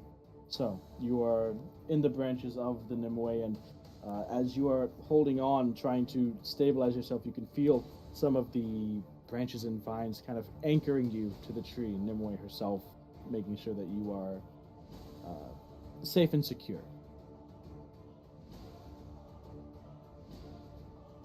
Perfect. Ivan, in front of you by maybe 30 feet, you can see the shadow begin to grow and break through the water is the black dragonborn. You can see clamped onto one of its wings is this writhing, flailing hunter shark biting down, jaws clenched, grasped onto the wing. You can see the dragon itself wounded, bleeding. Other sharks leaping from the water, snapping at it, but just barely missing the claws as the dragon takes to the sky to avoid its pursuers. The dragon itself looks severely wounded. You can see a scar along its back near one of its wings that seems to have been scorched, burned away. The sort of dark reddish pink flesh exposed where scales have been burned or blown away by Netadion's previous attack. The dragon coming out of the water between where you are and where giant monkey Elevorn is. How far away is it? I'd say from you, maybe about 90, 100 feet. I'm a giant eagle. I'm going towards it. Okay. I So, would giant eagle like towards it? to use protection from energy to make that acid. Okay. So, we'll pick up back in initiative order with Elevorn. Okay. So, Elevorn, you are giant monkey, about 90 feet away. After you are just slinging things off the side, you see the black dragon emerge. You can see one of the dragonborn that you have turned into the hunter shark that is clamped, gripped onto its left wing, ripping and tearing at it, flailing at it as it emerges from the water, still holding onto it as the dragon takes to the sky. You see it a little bit after it comes out of the water, because you are on the ship and it's like this, and it's coming off this way.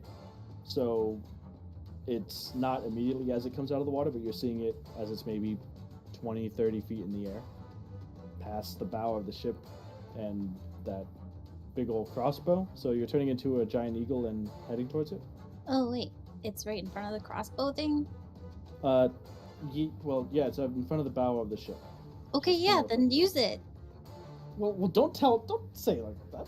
I want to use the thing. If that's what's happening, I want to use the thing. I've been like standing there because I was like, maybe if I have to defend the people, I could do that. Okay, so you, as a giant, as a big gorilla that has never used it, you go up to the thing. You can see that kind of harnessed, fastened with rope to the side of the ship near the bow are large javelin implements. You rip one off and place it into the rack of the ballista, and you can see it has like a slot to place the ammunition and a crank basically to pull the to prime the piece of ammunition. Then there's the release mechanism for firing and a way to aim it. It'll be basically your whole turn to do all of this. Yes. Okay. So, I guess with the dexterity of your gorilla, you're not proficient in naval warfare, I don't think. No, I am not. Not proficient in ballista. No, I am not. So and if it wasn't loaded already, jeez. Okay. That's a good point. It was loaded already. Absolutely was. I just figured maybe I'd get one shot off, and I mean I could try to reload, but Go ahead. Make an attack roll with just dexterity of the monkey, so that's a +2. So D20 +2.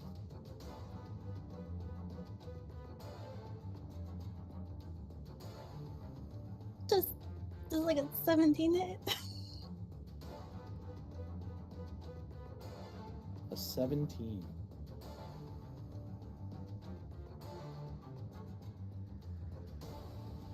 Dragon. Black dragon. No. Just barely misses. Unfortunately, you track it with the giant ballista with a howling ape-like gorilla scream. You fire, and the javelin streaks through the air, but just wings the black dragon. You can see where it connected, scratched through. Some small shards of black scales go flying, but not enough to do damage.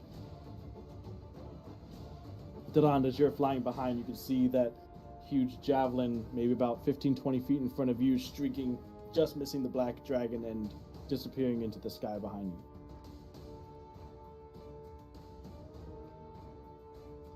So, does it come within 30 feet of the ship?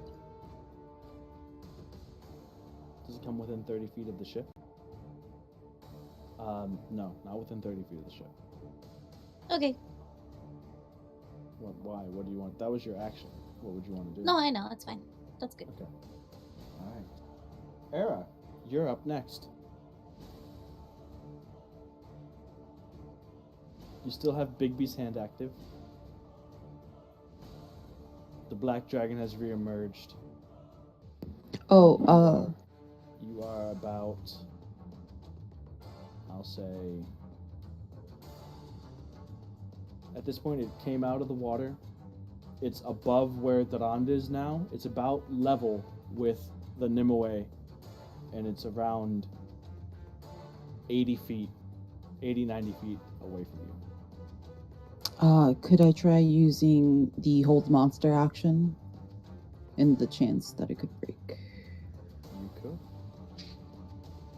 Let's see what order this comes in. It's a DC 9 wisdom saving throw. DC 19, you mean? 19. Oh, 9. Yeah, DC 19. 9. Sheesh! Okay.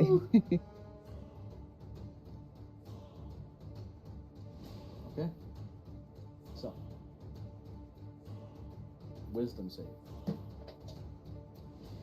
That's a 3. Can you roll a d6 for me, though? 4. Okay. It is not destroyed.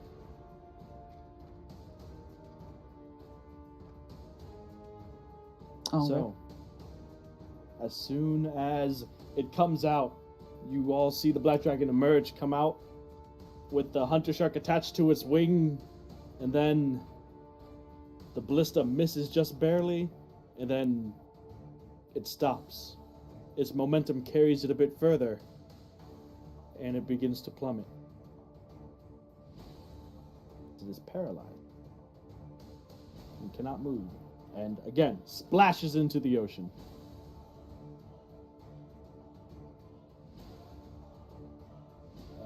Let's see. There's about 50 feet up because there's that eye level with you, so that means it does take bludgeoning damage from falling. It takes 13 points of bludgeoning damage.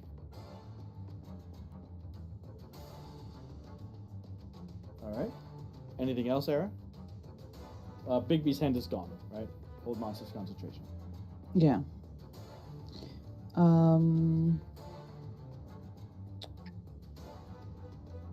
That would have used my action, right? So, yeah.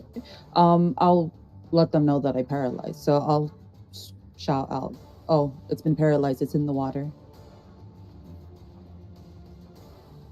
The captain shuts out. Alright, take us down. Steady, Nimue, and we'll finish this thing off. Durand, your turn.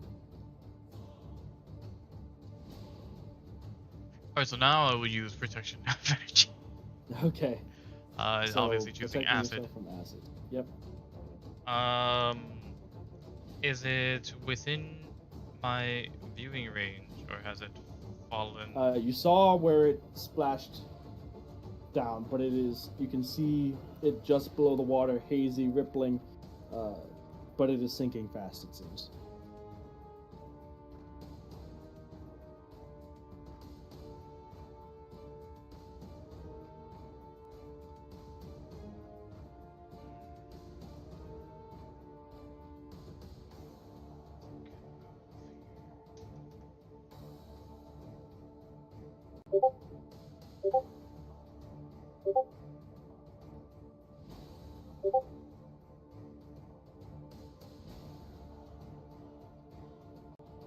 Oh, the protection from energy also goes to guilty, by the way.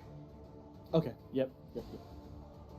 Alright, so you cast that. That's your action, I believe, right? Yeah, that's my action. Got movement and bonus. So it splashed down because its momentum still continued to carry it about. Since you're closer to the water, so you don't have to travel downwards. It's about 80 feet away from you, where it entered the water. So it's probably a bit below the water there. You don't know exactly how far beneath the water it is, but it crashed into the ocean about 80 feet away. Fuck this bush.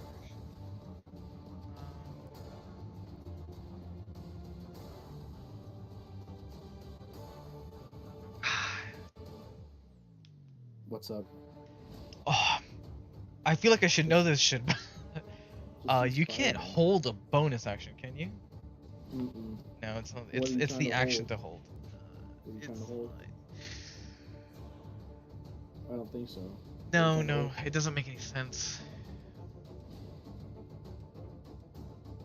Okay. Yeah, I can literally allow you to do anything. What are you trying to do? literally allow me.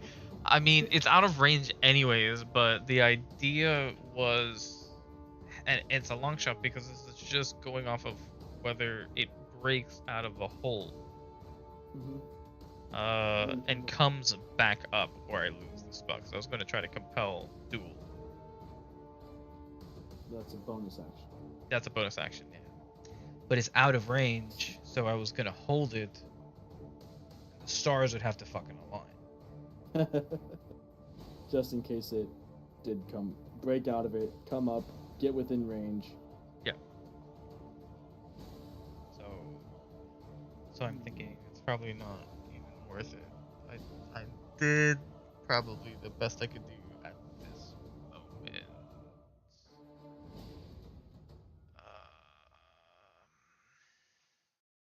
Let me just see.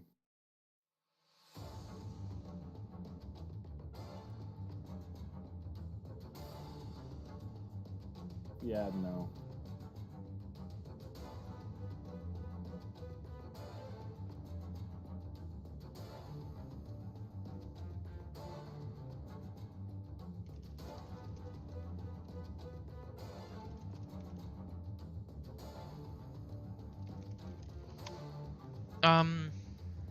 Yeah, No, no, I just mean, actions. it's Yeah. better. It's fine. I'd rather not take the risk on a bunch of fucking shit aligning in my favor.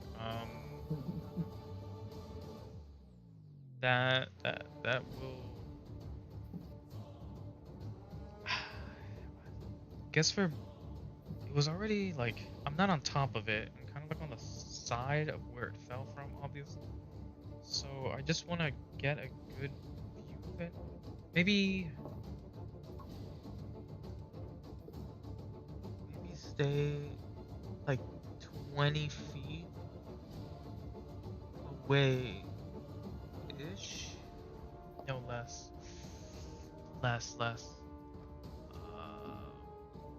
Okay, so you want to just be like above the water, about 20 feet, like away from where it had splashed down? And how far up? 20 feet above and 20 feet away? Like 15 above, 10 away. Okay. Let's be even. 15, 15. 15, 15, and then what? There's no bonus action, you're just hovering there with Gildy?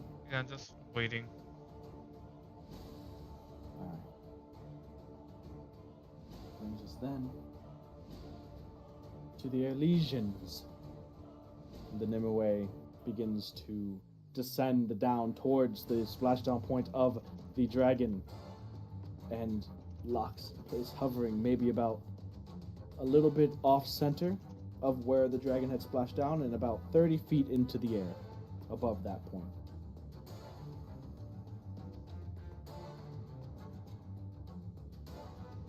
Elysian crew members with crossbows, harpoons, all aiming down towards the point where the dragon had fallen. Where you netted the on, you can see the silhouette of the large black dragon beneath the waves. Maybe it appears maybe 15, 20 feet beneath the waves. And it is your turn. So how far below it is from me? About 15, 20 feet beneath the waves. The Nimue is about 25, 30 feet above the water line, though. So that's total of Like 50 feet. But okay, that's diving doesn't take your movement. Like, falling is not movement. If you wanted to swan dive into the ocean and swim after the black dragon. Belly flop on it. Yeah, belly flop Belly into flop the ocean. onto the dragon. No, I don't want to get into the water quite yet. Probably a good idea. I wanna, since it's 50 feet tall, that's just perfect because I'm gonna use Toll the Dead, which is 60 feet. So. Okay, that is a wisdom save. Yeah. Has to beat what? 14, I think you're thinking. 13. 13? Oh, okay. Let's see. Yeah, he's a natural 20. Okay. Somehow saw it come. I don't. The dice make the rules. No. So Toll the Dead through the water does not work on dragon, unfortunately. Anything else? You have movement. You could swan dive if you wanted to. I'm not trying to put ideas in your head or anything. You don't have to. I'm not trying to build a scenario here. Yeah, you don't have to get into the water with the aquatic dragon. Build a crazy action movie. Literally a terrible situation against a paralyzed dragon. Paralyzed has nothing to do with wisdom, I don't think. That sounds Constitution. I don't know. Condition. A paralyzed creature is incapacitated and can't move or speak. It automatically fails strength and dexterity saving throws. Attack rolls against it have advantage. Any attack that hits it is a critical hit if the attacker is within 5 feet of it. And that's it. An incapacitated creature cannot take actions or reactions. Okay? So yeah, nothing about wisdom. Its brain is still active. It's just its body is just locked. Yeah, that's it for me. Next up then are the Draconians. And by Draconians, I mean the 5 ravenous hunter sharks that are now swarming the unmoving, paralyzed black dragon.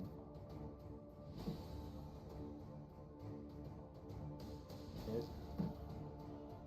That's a hit. That's a crit. Whoa! And that one is actually a miss somehow. Shark crit. I love how it balances stuff However- out. We got a miss and we got a crit. However, since it is paralyzed, and they are within 5 feet of it, every one of the hits is a critical hit. I'll be in the water. I didn't know this. I'm jumping in. I'm diving in. Daran, you diving in. You see the water begin to stir and thrash. You lose sight of the dragon for the massive pool of red that begins to obfuscate and takes up a huge, maybe 20-foot radius area of the ocean that begins to disperse and spread out even more so as the hunter sharks, the dragonborn turned hunter sharks, just rip into the flesh of the black dragon, helpless to defend itself against the ravenous jaws of vengeance.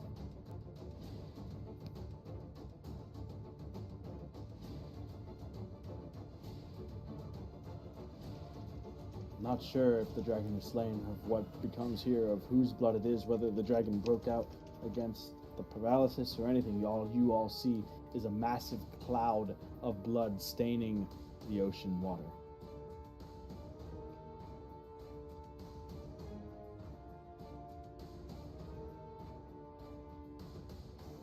Elevorn. It is your turn. You look to the area where the dragon had fallen from the sky, the area where the blood is now pouring from and pooling out from in a large cloud that now extends to a 40-foot radius. You see breaking the surface of the water, the head of the black dragonborn, the eyes fixated in your direction. Before the head turns sideways, and you realize that there is no dragon connected.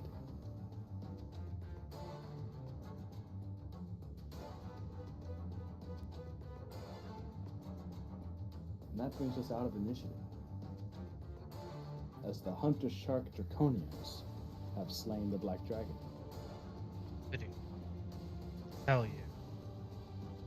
At least they're well fed now. There you go. And that's How much where did they we do? could How much did they end. do? I need to know. How much did they How do? much did like There were 4 like crits do? 4 crits of them? Well, it was 2d8 plus, I think, 6, I think, for 2d8 plus 4 for each one. I just rolled 2d8 once and counted that as the crit. So it was a 5. 5 times 4 is 40, plus 4 times 4, 16. So it was 56 points of damage, I think. God. The dragon had 35 hit points left by the time that happened. It had 96. It was at like 80, 90 hit points That's crazy. at the start of Disintegrate would've the done it. start of the session. Disintegrate would have done it. Or Just get a this, fireball. hear me out. Just fireball. But the paralyzed thing was pretty cool. It's like, whee, split. Oh, yeah, it's like, no one hears ah! It's like, fuck, not again. Yeah, by the way, Dune, you were absolutely correct. However, no. A 6 on the check for the Black Dragonborn to free the Red Dragonborn. So 6 on the check failed for that. the. Oh, it tried to break it out. Well, he's stupid. Why does it just use acid? I don't think that Because works. Because it would, stupid. 1, how would he understand that? 2, I don't think there's a clause in your thing for acid. He's a stupid dragon. Not only is he a coward, he's stupid. That's how the Dragonborn are. The stupid dragonborn. Shut up. We'll never let you live that down. Are you? Yo, you good? No. I just have to craft the story to make me right all along. It was all a dream. Ah, yes, the dragons that are corrupted and evil are really just mind-controlled dragonborns that have been changed into dragon shape to fight for the real bad guy's will, and that's who you've been fighting the whole time. Do you want me to do that? That makes sense. I can. The That makes dragons are total sense. dragonborns, sense. and dragonborns are dragons. Yeah. Dragons are ready for D&D! Jesus Christ, that that's scared the shit out of me. loud. That was loud. I'm leaving. I hate you. Goodbye.